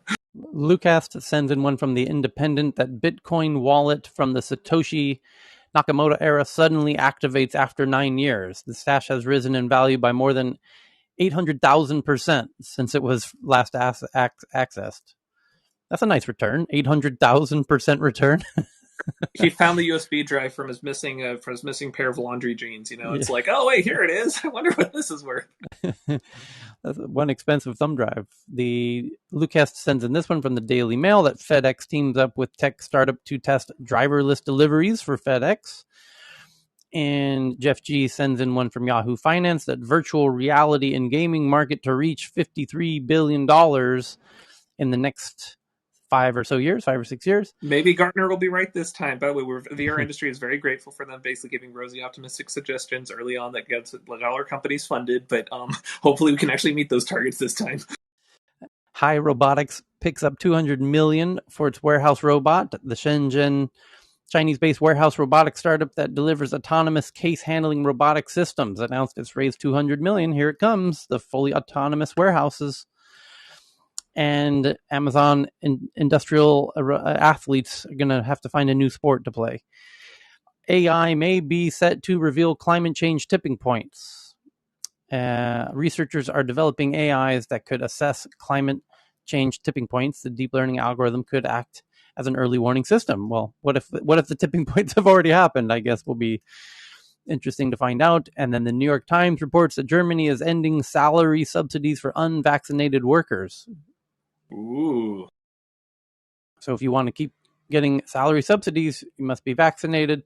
David Crace sends in this one that Mad Money Jim Cramer, who every American knows, begs crypto investors to take profits.